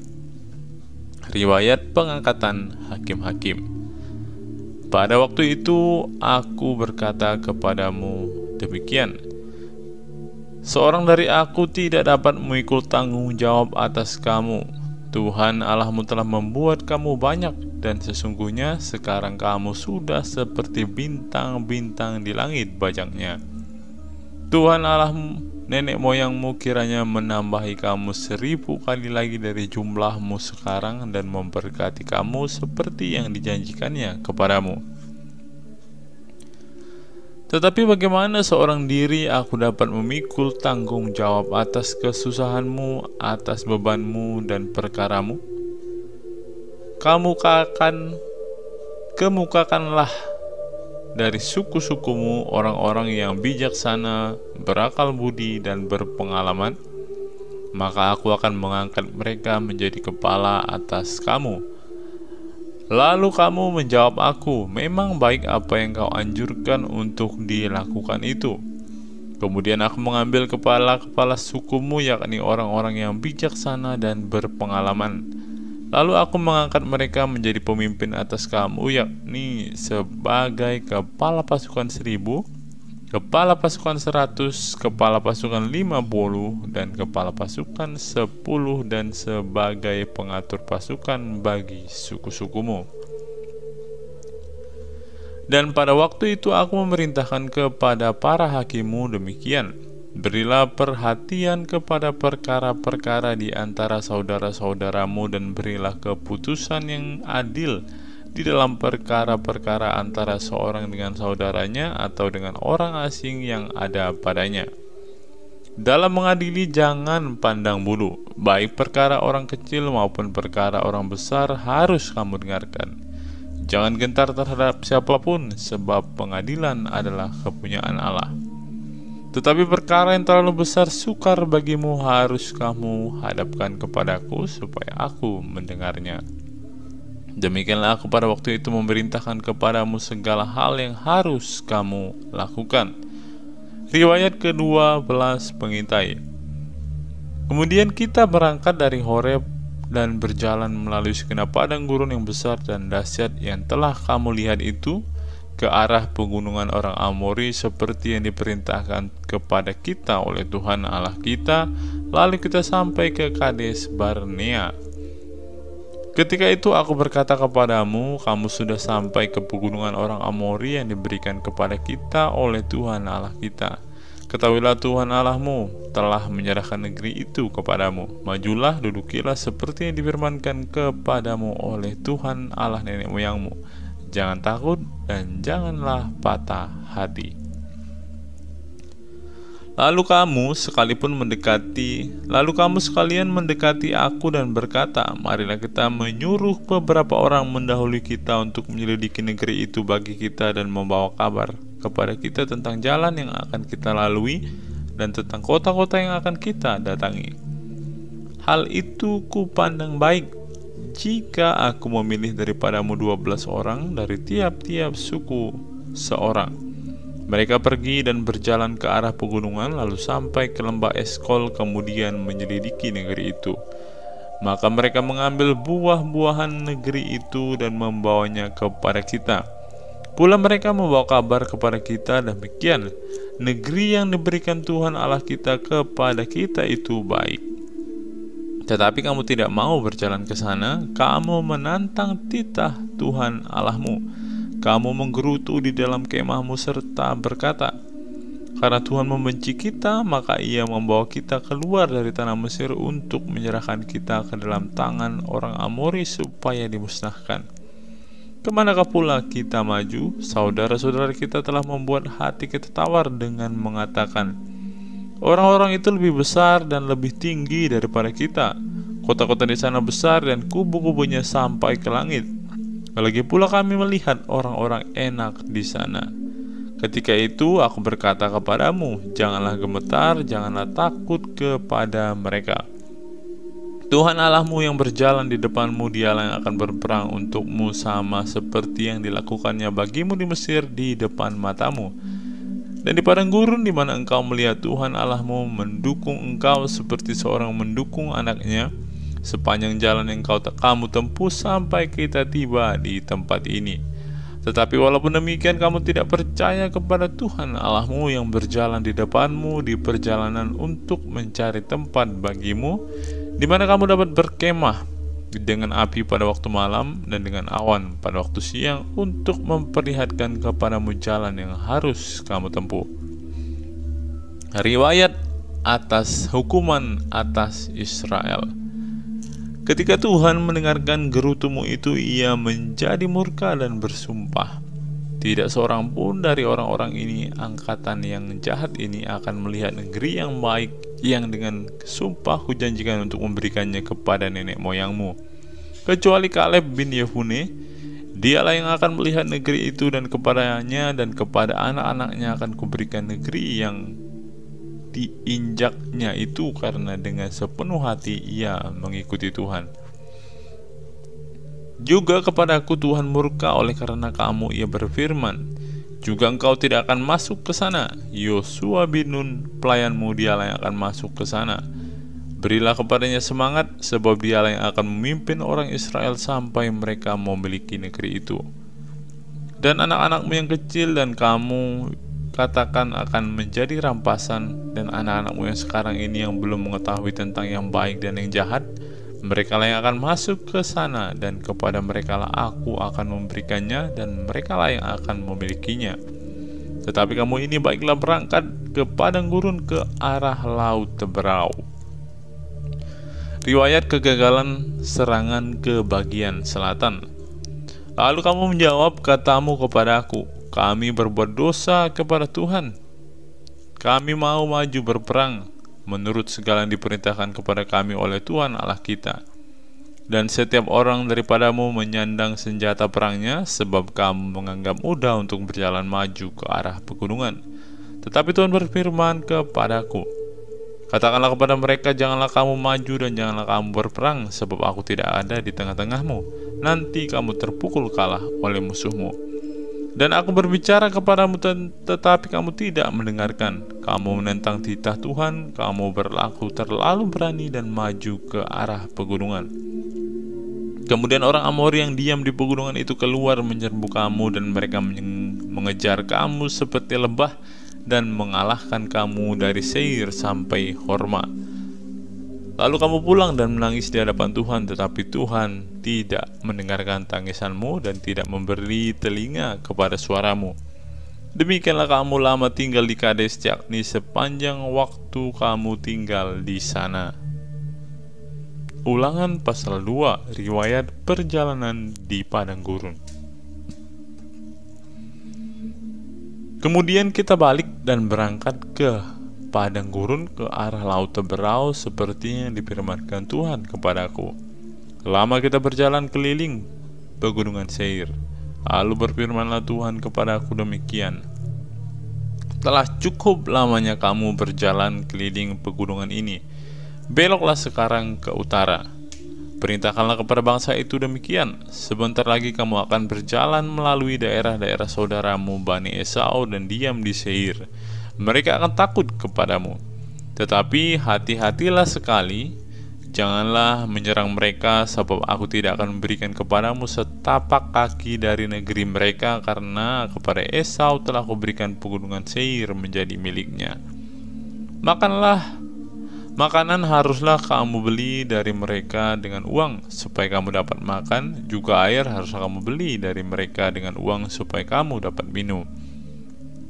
Sebab Tuhan Allahmu memberkati engkau dalam segala pekerjaan tanganmu. Ia memperhatikan perjalananmu melalui padang gurun yang besar ini. Ke-40 tahun ini Tuhan Allahmu menyertai engkau dan engkau tidak kekurangan apapun. Kemudian kita berjalan terus meninggalkan daerah saudara-saudara kita Bani Esau yang diam di Seir, meninggalkan jalan dari Araba Yordan, yakni dari Elad dan Ezion Geber. Sesudah itu kita belok dan berjalan terus ke arah pegunungan gurun Moab. Lalu berfirmanlah Tuhan kepadaku, janganlah melawan Moab dan janganlah menyerang mereka, sebab aku tidak akan memberikan kepadamu apapun dari negerinya menjadi milikmu, karena Ar telah kuberikan kepada Bani Lot menjadi miliknya.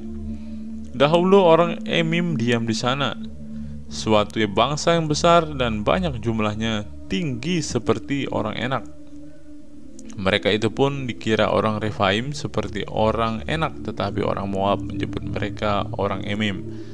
Dan dahulu di Seir diam orang Hori, tetapi Bani Esau telah menduduki daerah mereka, memunahkan mereka dari hadapannya, lalu menetap di sana menggantikan mereka, seperti yang dilakukan orang Israel dengan negeri miliknya yang diberikan Tuhan kepada mereka. Jadi sekarang bersiaplah kamu dan seberangilah sungai Zered. Lalu kita menyeberang sungai Zered. Lamanya kita berjalan sejak dari Kades Barnea sampai kita ada di seberang sungai Zered ada 38 tahun, sampai seluruh angkatan itu, yakni prajurit, habis binasa dari perkemahan seperti yang dijanjikan Tuhan dengan sumpah kepada mereka. Dan tangan Tuhan juga melawan mereka untuk menghamburkan mereka dari perkemahan sampai mereka habis binasa. Maka ketika dari bangsa itu telah habis binasa semua prajurit, berfirmanlah Tuhan kepadaku, pada hari ini engkau akan berjalan melintasi perbatasan Moab, yakni Ar. Maka engkau sampai ke dekat Bani Amon. Janganlah melawan mereka dan janganlah menyerang mereka, sebab aku tidak akan memberikan kepadamu apapun dari negeri Bani Amon. Itu menjadi milikmu, karena aku telah memberikannya kepada Bani Lot menjadi miliknya. Negeri ini pun dikira negeri orang Refaim. Dahulu orang Refaim diam di sana, tetapi orang Amon menyebut mereka orang Zamzuzim, suatu bangsa yang besar dan banyak jumlahnya, tinggi seperti orang Enak, tetapi Tuhan telah memunahkan mereka dari hadapan Bani Amon, sehingga orang-orang itu menduduki daerah mereka dan menetap di sana menggantikan mereka, seperti yang dilakukan Tuhan bagi Bani Esau dan yang diam di Seir, ketika ia memunahkan orang Hori dari depan mereka, sehingga mereka menduduki negeri orang Hori itu dan menetap di sana menggantikan orang-orang itu sampai sekarang. Juga orang Awi yang diam di kampung-kampung sampai Gaza dipunahkan oleh orang Kaftor yang berasal dari Kaftor, lalu orang Kaftor itu menetap di sana menggantikan mereka. Bersiaplah kamu, berangkatlah dan seberangilah sungai Arnon. Ketahuilah aku menyerahkan Sihon raja Hesibon orang Amori itu beserta negerinya ke dalam tanganmu. Mulailah menduduki negerinya dan seranglah Sihon. Pada hari ini aku mulai mendatangkan ke atas bangsa-bangsa di seluruh kolong langit keseganan dan ketakutan terhadap kamu, sehingga mereka menggigil dan gemetar karena engkau apabila mendengar tentang kamu. Riwayat peperangan melawan Sihon raja Hesibon. Kemudian aku menyuruh utusan dari padang gurun Kedemot kepada Sihon raja Hesibon menyampaikan pesan perdamaian bunyinya, izinkanlah aku berjalan melalui negerimu. Aku akan tetap berjalan mengikuti jalan raya dengan tidak menyimpang ke kanan atau ke kiri. Jualah makanan kepadaku dengan bayaran uang supaya aku dapat makan, dan berikanlah air kepadaku ganti uang supaya aku dapat minum.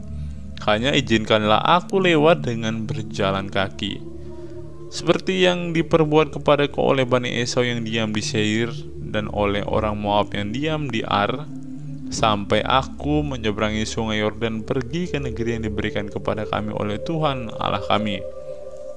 Tetapi Sihon raja Hesibon tidak mau memberikan kita berjalan melalui daerahnya. Sebab Tuhan Allahmu membuat dia keras kepala dan tegar hati dengan maksud menyerahkan dia ke dalam tanganmu seperti yang terjadi sekarang ini.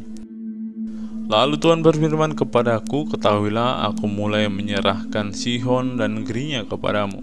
Mulailah menduduki negerinya supaya menjadi milikmu. Kemudian Sihon dan seluruh tentaranya maju mendatangi kita untuk berperang dekat Yahas. Tetapi Tuhan Allah kita menyerahkan dia kepada kita sehingga kita mengalahkan dia dengan anak-anaknya dan seluruh tentaranya. Ayat 34, pada waktu itu kita merebut segala kotanya dan merampas penduduk setiap kota, laki-laki dan perempuan serta anak-anak. Tidak ada seorang pun yang kita biarkan terluput. Hanya hewan kita rampas bagi kita sendiri, seperti juga jarahan dari kota-kota yang telah kita rebut. Mulai dari Aroer di tepi sungai Arnon dan kota di lembah itu sampai Gilead, tidak ada kota yang bentengnya terlalu kuat bagi kita, sebab Tuhan Allah kita menyerahkan semuanya kepada kita. Hanya negeri Bani Amon tidak engkau dekati, baik sungai Yabok sepanjang tepinya maupun kota-kota di pegunungan, tepat seperti yang dilarang Tuhan Allah kita. Ulangan pasal yang ketiga, riwayat peperangan melawan Og Raja Basan. Kemudian beloklah kita dan maju ke arah Basan, dan Og Raja Basan dengan seluruh tentaranya maju mendatangi kita untuk berperang di Edrei. Tetapi Tuhan berfirman kepadaku, janganlah takut kepadanya, sebab aku menyerahkan dia ke dalam tanganmu, beserta seluruh tentaranya dan negerinya, dan perlakukanlah dia seperti yang kau lakukan terhadap Sihon, raja orang Amori, yang diam di Hesibon. Dan Tuhan Allah kita menyerahkan juga Og Raja Basan beserta seluruh tentaranya ke dalam tangan kita, dan kita mengalahkan dia sehingga tidak seorang pun yang luput. Pada waktu itu kita merebut segala kotanya, tidak ada kota yang tidak kita rampas daripada mereka. 60 kota seluruh wilayah Argob, kerajaan Og di Basan. Semuanya itu adalah kota berkubu dengan tembok yang tinggi-tinggi, dengan pintu-pintu gerbang dan palang-palangnya. Lain daripada itu, sangat banyak kota yang tidak berkubu. Kita menumpas seluruh penduduknya seperti yang kita lakukan terhadap Sihon, raja Hesibon, dengan menumpas penduduk setiap kota, laki-laki, perempuan, dan anak-anak. Tetapi segala hewan dan jarahan dari kota-kota itu kita rampas bagi kita sendiri. Jadi pada waktu dari tangan kedua raja orang Amori itu, kita merampas negeri yang di seberang sungai Yordan, mulai dari sungai Arnon sampai gunung Hermon. Orang Sidon menyebut Hermon itu Sirion, dan orang Amori menyebutnya Senir. Segala kota di dataran tinggi, seluruh Gilead dan seluruh Basan sampai ke Salka dan Edrei, kota-kota kerajaan Og di Basan. Hanya Og Raja Basan yang tinggal hidup dari sisa-sisa orang Refaim. Sesungguhnya ranjangnya adalah ranjang dari besi. Bukankah itu masih ada di kota Raba Bani Amon? 9 hasta panjangnya dan 4 hasta lebarnya menurut hasta biasa.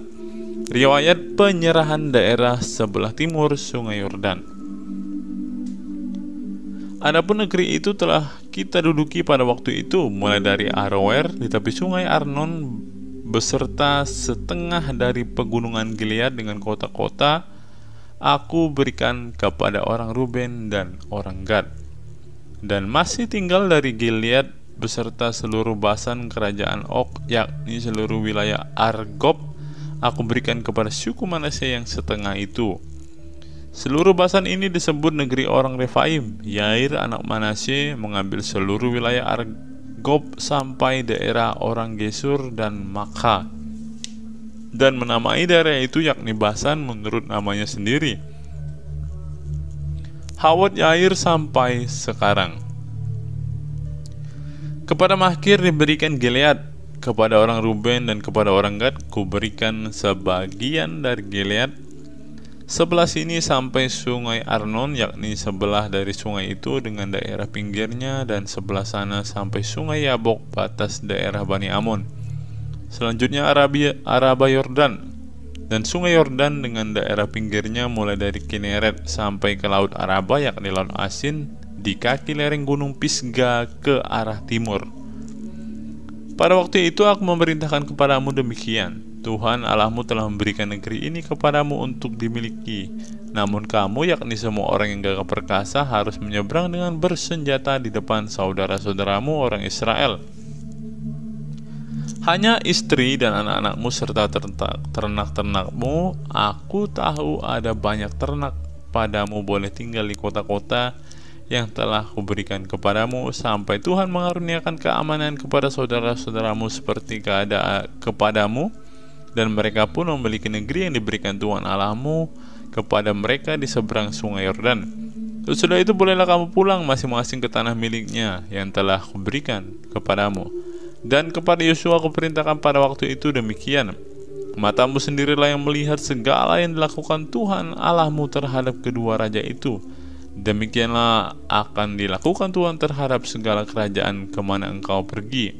Janganlah takut kepada mereka, sebab Tuhan Allahmu dialah yang berperang untukmu. Musa tidak diperkenankan memasuki tanah Kanaan. Juga pada waktu itu, aku mohon kasih karunia Tuhan daripada Tuhan demikian. Ya Tuhan Allah, engkau telah memulai memperlihatkan kepada hambamu ini kebesaranmu dan tanganmu yang kuat. Sebab Allah manakah di langit dan di bumi yang dapat melakukan perbuatan perkasa seperti engkau? Biarkanlah aku menyeberang dan melihat negeri yang baik yang di seberang sungai Yordan, tanah pegunungan yang baik dan gunung Libanon. Tetapi Tuhan murka terhadap aku oleh karena kamu dan tidaklah mendengarkan permohonanku. Tuhan berfirman kepada aku, cukup, jangan lagi bicara perkara itu dengan aku. Naiklah ke puncak gunung Pisga dan layangkanlah pandanganmu ke barat atau ke utara, ke selatan dan ke timur, dan lihatlah baik-baik, sebab sungai Yordan ini tidak akan kau seberangi. Dan berilah perintah kepada Yosua, kuatkan dan teguhkanlah hatinya, sebab dialah yang akan menyeberang di depan bangsa ini, dan dialah yang akan memimpin mereka sampai mereka memiliki negeri yang akan kau lihat itu. Demikianlah kita tinggal di lembah di tentangan Bet Peor. Kristus. Ulangan pasal 4. Musa menasihati bangsa itu memelihara hukum Allah. Maka sekarang hai orang Israel, dengarlah ketetapan dan peraturan yang kuajarkan kepadamu untuk dilakukan, supaya kamu hidup dan memasuki serta menduduki negeri yang diberikan kepadamu oleh Tuhan Allah nenek moyangmu. Janganlah kamu menambahi apa yang kuperintahkan kepadamu, dan janganlah kamu menguranginya. Dengan demikian kamu berpegang pada perintah Tuhan Allahmu yang disampaikan kepadamu. Matamu sendiri telah melihat apa yang diperbuat Tuhan mengenai Baal Peor, sebab Tuhan Allahmu telah memunahkan dari tengah-tengahmu semua orang yang mengikuti Baal Peor.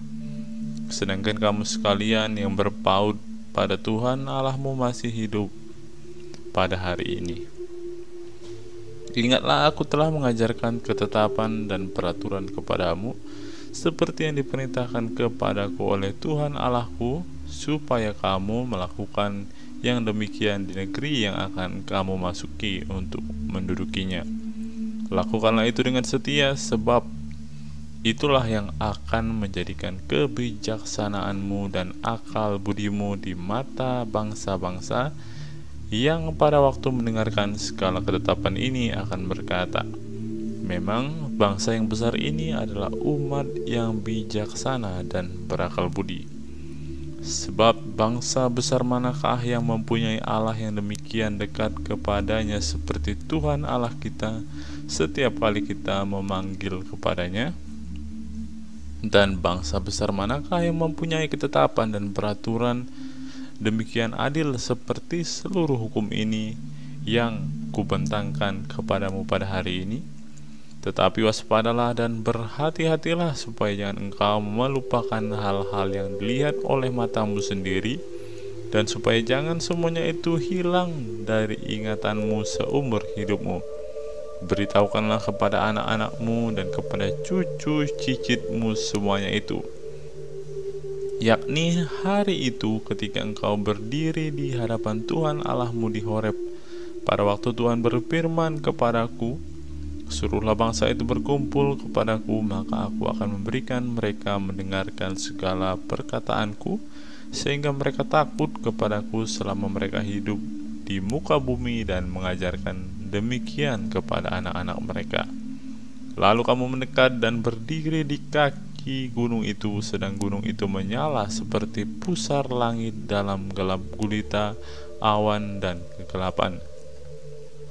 Lalu berfirmanlah Tuhan kepadamu dari tengah-tengah api. Suara kata-kata kamu dengar, tetapi suatu rupa tidak kamu lihat, hanya ada suara. Dan ia memberitahukan kepadamu perjanjian yang diperintahkannya kepadamu untuk dilakukan, yakni ke-10 firman, dan ia menuliskan pada 2 loh batu. Dan pada waktu itu aku diperintahkan Tuhan untuk mengajarkan kepadamu ketetapan dan peraturan, supaya kamu melakukannya di negeri kemana kamu pergi untuk mendudukinya. Hati-hatilah sekali, sebab kamu tidak melihat sesuatu rupa pada hari Tuhan berfirman kepadamu di Horeb di tengah-tengah api, supaya jangan kamu berlaku busuk dengan membuat bagimu patung yang menyerupai berhala apapun, yang berbentuk laki-laki atau perempuan, yang berbentuk binatang yang di bumi, atau berbentuk burung yang bersayap yang terbang di udara, atau berbentuk binatang yang merayap di muka bumi, atau berbentuk ikan yang ada di dalam air di bawah bumi. Dan supaya jangan engkau mengarahkan matamu ke langit, sehingga apabila engkau melihat matahari, bulan, dan bintang, segenap tentara langit, engkau disesatkan untuk sujud, menyembah, dan beribadah kepada sekaliannya itu, yang justru diberikan Tuhan Allahmu kepada segala bangsa di seluruh kolong langit sebagai bagian mereka. Sedangkan Tuhan telah mengambil kamu dan membawa kamu keluar dari dapur peleburan besi dari Mesir, untuk menjadi umat miliknya sendiri, seperti yang terjadi sekarang ini. Tetapi Tuhan menjadi murka terhadap aku oleh karena kamu. Ia bersumpah bahwa aku tidak akan menyeberangi sungai Yordan dan tidak akan masuk ke dalam negeri yang baik yang diberikan Tuhan Allahmu kepadamu menjadi milik pusakamu. Sebab aku akan mati di negeri ini dan tidak akan menyeberangi sungai Yordan, tetapi kamu akan menyeberanginya dan menduduki negeri yang baik itu. Hati-hatilah supaya jangan kamu melupakan perjanjian Tuhan Allahmu yang telah diikatnya dengan kamu, dan membuat bagimu patung yang menyerupai apapun oleh Tuhan Allahmu dilarang kau perbuat.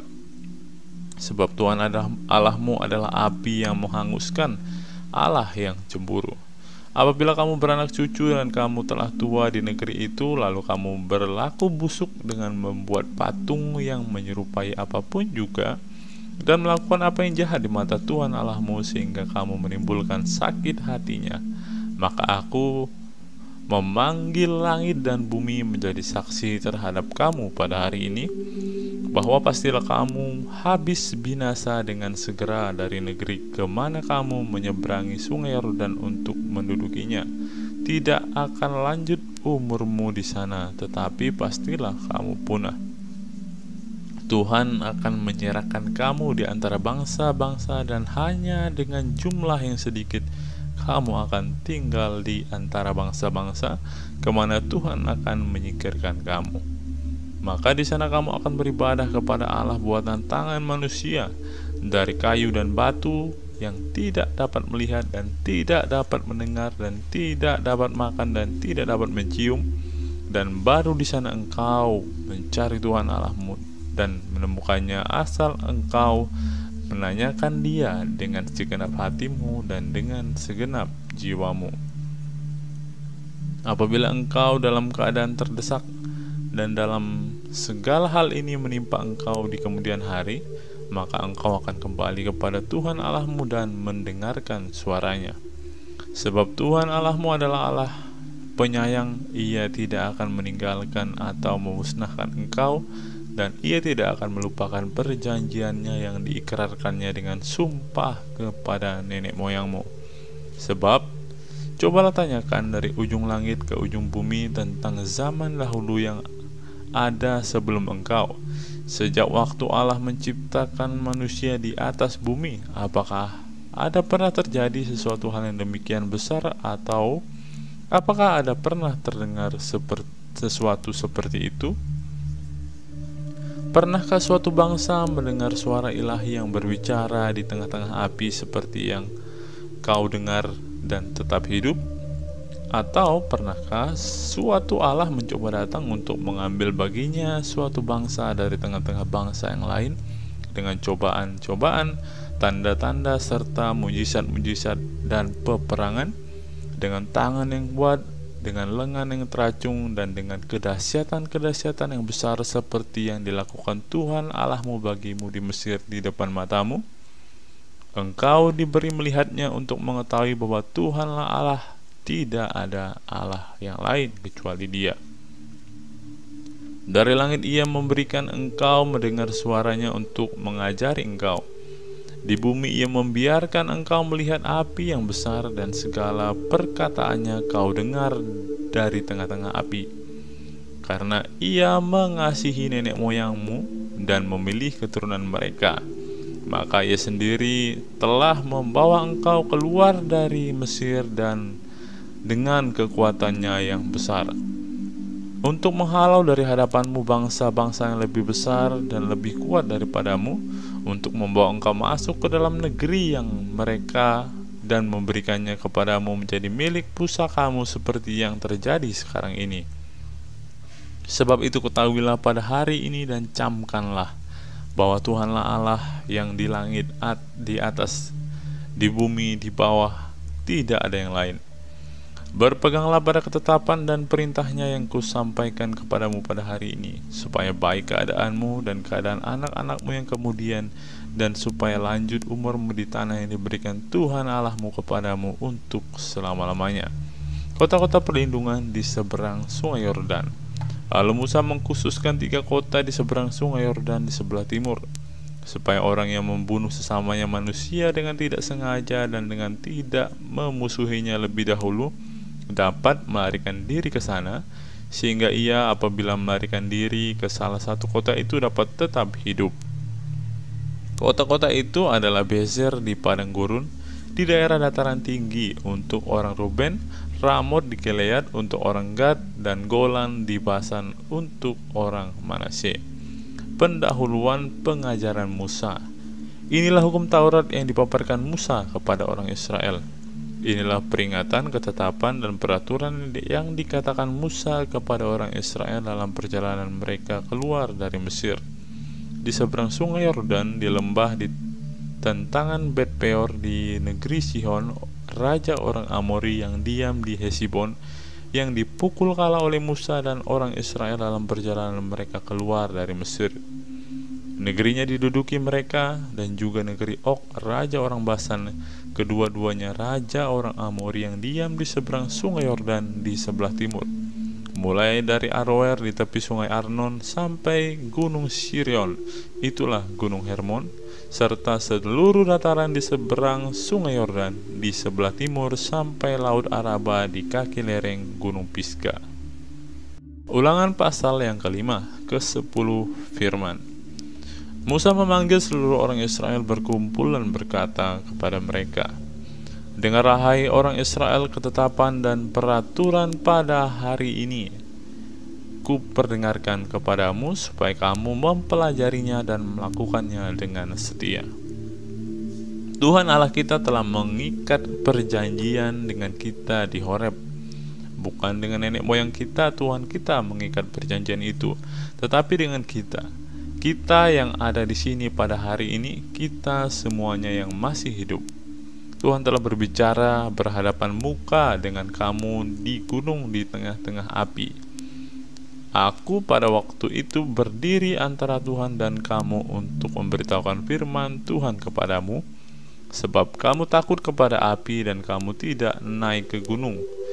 Dan ia berfirman, Akulah Tuhan Allahmu yang membawa engkau keluar dari tanah Mesir, dari tempat perbudakan. Jangan ada padamu Allah lain di hadapanku. Janganlah membuat bagimu patung yang menyerupai apapun yang ada di langit di atas, atau yang ada di bumi di bawah, atau yang ada di dalam air di bawah bumi. Jangan sujud menyembah kepadanya atau beribadah kepadanya, sebab aku Tuhan Allahmu adalah Allah yang cemburu, yang membalaskan kesalahan bapa kepada anak-anaknya, dan kepada keturunan yang ketiga dan keempat dari orang-orang yang membenci aku. Tetapi aku menunjukkan kasih setia kepada beribu-ribu orang, yaitu mereka yang mengasihi aku dan yang berpegang pada perintah-perintahku. Jangan menyebut nama Tuhan Allahmu dengan sembarangan, sebab Tuhan akan memandang bersalah orang yang menyebut namanya dengan sembarangan. Tetapi tetaplah ingat dan kuduskanlah hari Sabat seperti yang diperintahkan kepadamu oleh Tuhan Allahmu.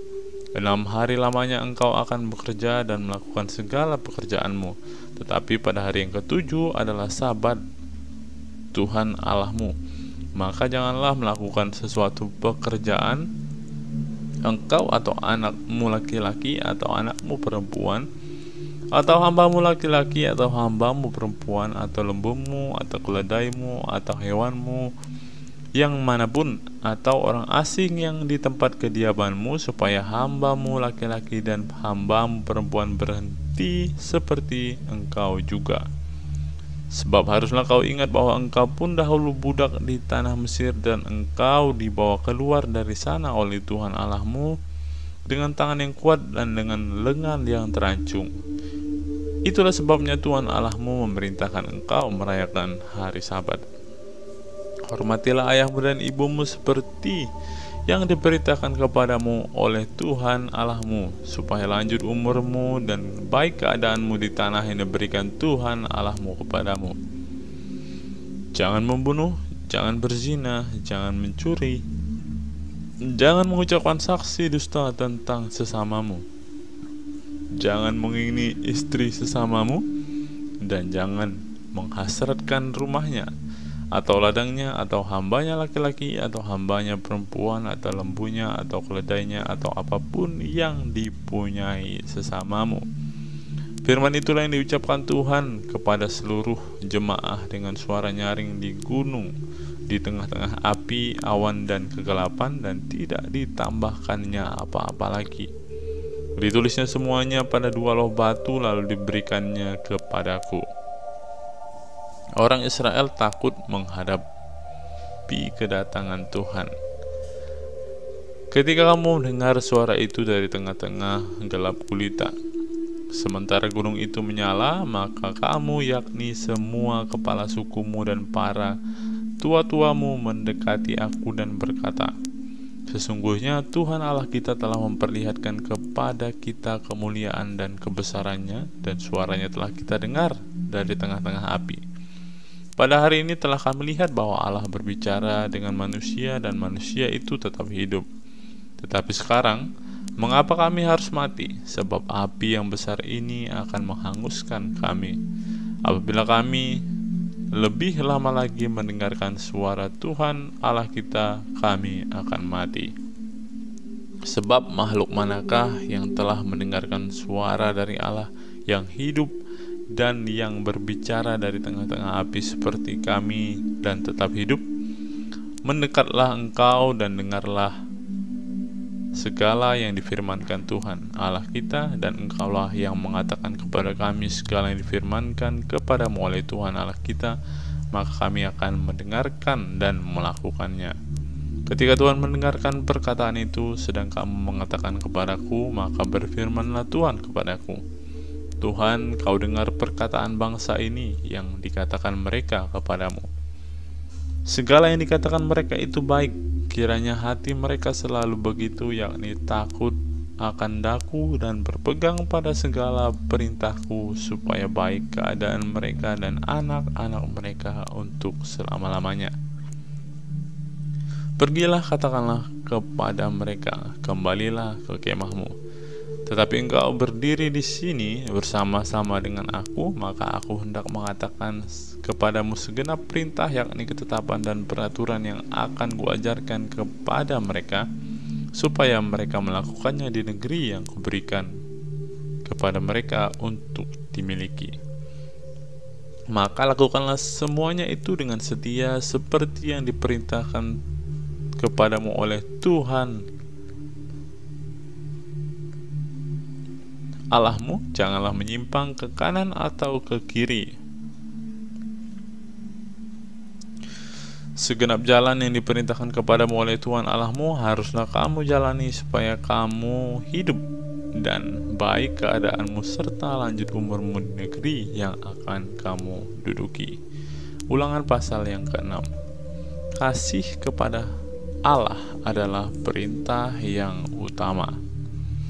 Inilah perintah, yakni ketetapan dan peraturan yang aku ajarkan kepadamu atas perintah Tuhan Allahmu untuk dilakukan di negeri kemana kamu pergi untuk mendudukinya, supaya seumur hidupmu engkau dan anak cucumu takut akan Tuhan Allahmu dan berpegang pada segala ketetapan dan perintahnya yang kusampaikan kepadamu, dan supaya lanjut umurmu.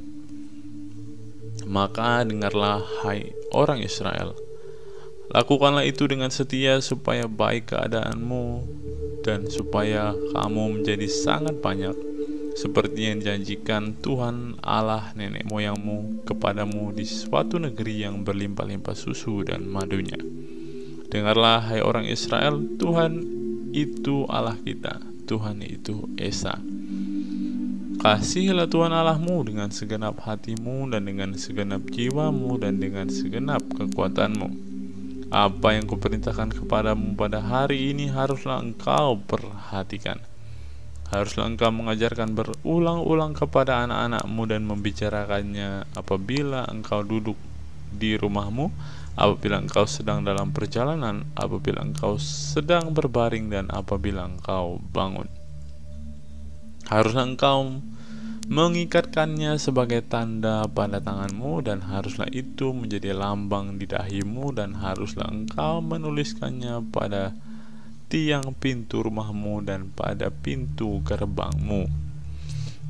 Maka apabila Tuhan Allahmu telah membawa engkau masuk ke negeri yang dijanjikannya dengan sumpah kepada nenek moyangmu, yakni Abraham, Ishak, dan Yakub, untuk memberikannya kepadamu kota-kota yang besar dan baik yang tidak kau dirikan, rumah-rumah penuh berisi berbagai-bagai barang baik yang tidak kau isi, sumur-sumur yang tidak kau gali, kebun-kebun anggur dan kebun-kebun zaitun yang tidak kau tanami. Dan apabila engkau sudah makan dan menjadi kenyang, maka berhati-hatilah supaya jangan engkau melupakan Tuhan yang telah membawa kamu keluar dari tanah Mesir, dari rumah perbudakan. Engkau harus takut akan Tuhan Allahmu. Kepada Dia haruslah engkau beribadah, dan demi namanya haruslah engkau bersumpah. Janganlah kamu mengikuti Allah lain dari antara Allah bangsa-bangsa sekelilingmu, sebab Tuhan Allahmu adalah Allah yang cemburu di tengah-tengahmu, supaya jangan bangkit murka Tuhan Allahmu terhadap engkau sehingga Ia memunahkan engkau dari muka bumi. Janganlah kamu mencobai Tuhan Allahmu seperti kamu mencobai Dia di masa. Haruslah kamu berpegang pada perintah, peringatan, dan ketetapan Tuhan Allahmu yang diperintahkannya kepadamu. Haruslah engkau melakukan apa yang benar dan baik di mata Tuhan, supaya baik keadaanmu dan engkau memasuki dan menduduki negeri yang baik yang dijanjikan Tuhan dengan sumpah kepada nenek moyangmu, dengan mengusir semua musuhmu dari hadapanmu seperti yang difirmankan Tuhan. Apabila di kemudian hari anakmu bertanya kepadamu, apakah peringatan, ketetapan, dan peraturan yang diperintahkan kepadamu oleh Tuhan Allah kita, maka haruslah engkau menjawab anakmu itu, Kita dahulu adalah budak Firaun di Mesir, tetapi Tuhan membawa kita keluar dari Mesir dengan tangan yang kuat. Tuhan membuat tanda-tanda dan mujizat-mujizat yang besar dan mencelakakan terhadap Mesir, terhadap Firaun dan seisi rumahnya di depan mata kita. Tetapi kita dibawanya keluar dari sana supaya kita dapat dibawanya masuk dan untuk memberikan kepada kita negeri yang telah dijanjikannya dengan sumpah kepada nenek moyang kita. Tuhan Allah kita memerintahkan kepada kita untuk melakukan segala ketetapan itu dan untuk takut akan Tuhan Allah kita, supaya senantiasa baik keadaan kita dan supaya Ia membiarkan kita hidup seperti sekarang ini. Dan kita akan menjadi benar apabila kita melakukan segenap perintah itu dengan setia di hadapan Tuhan Allah kita, seperti yang diperintahkannya kepada kita.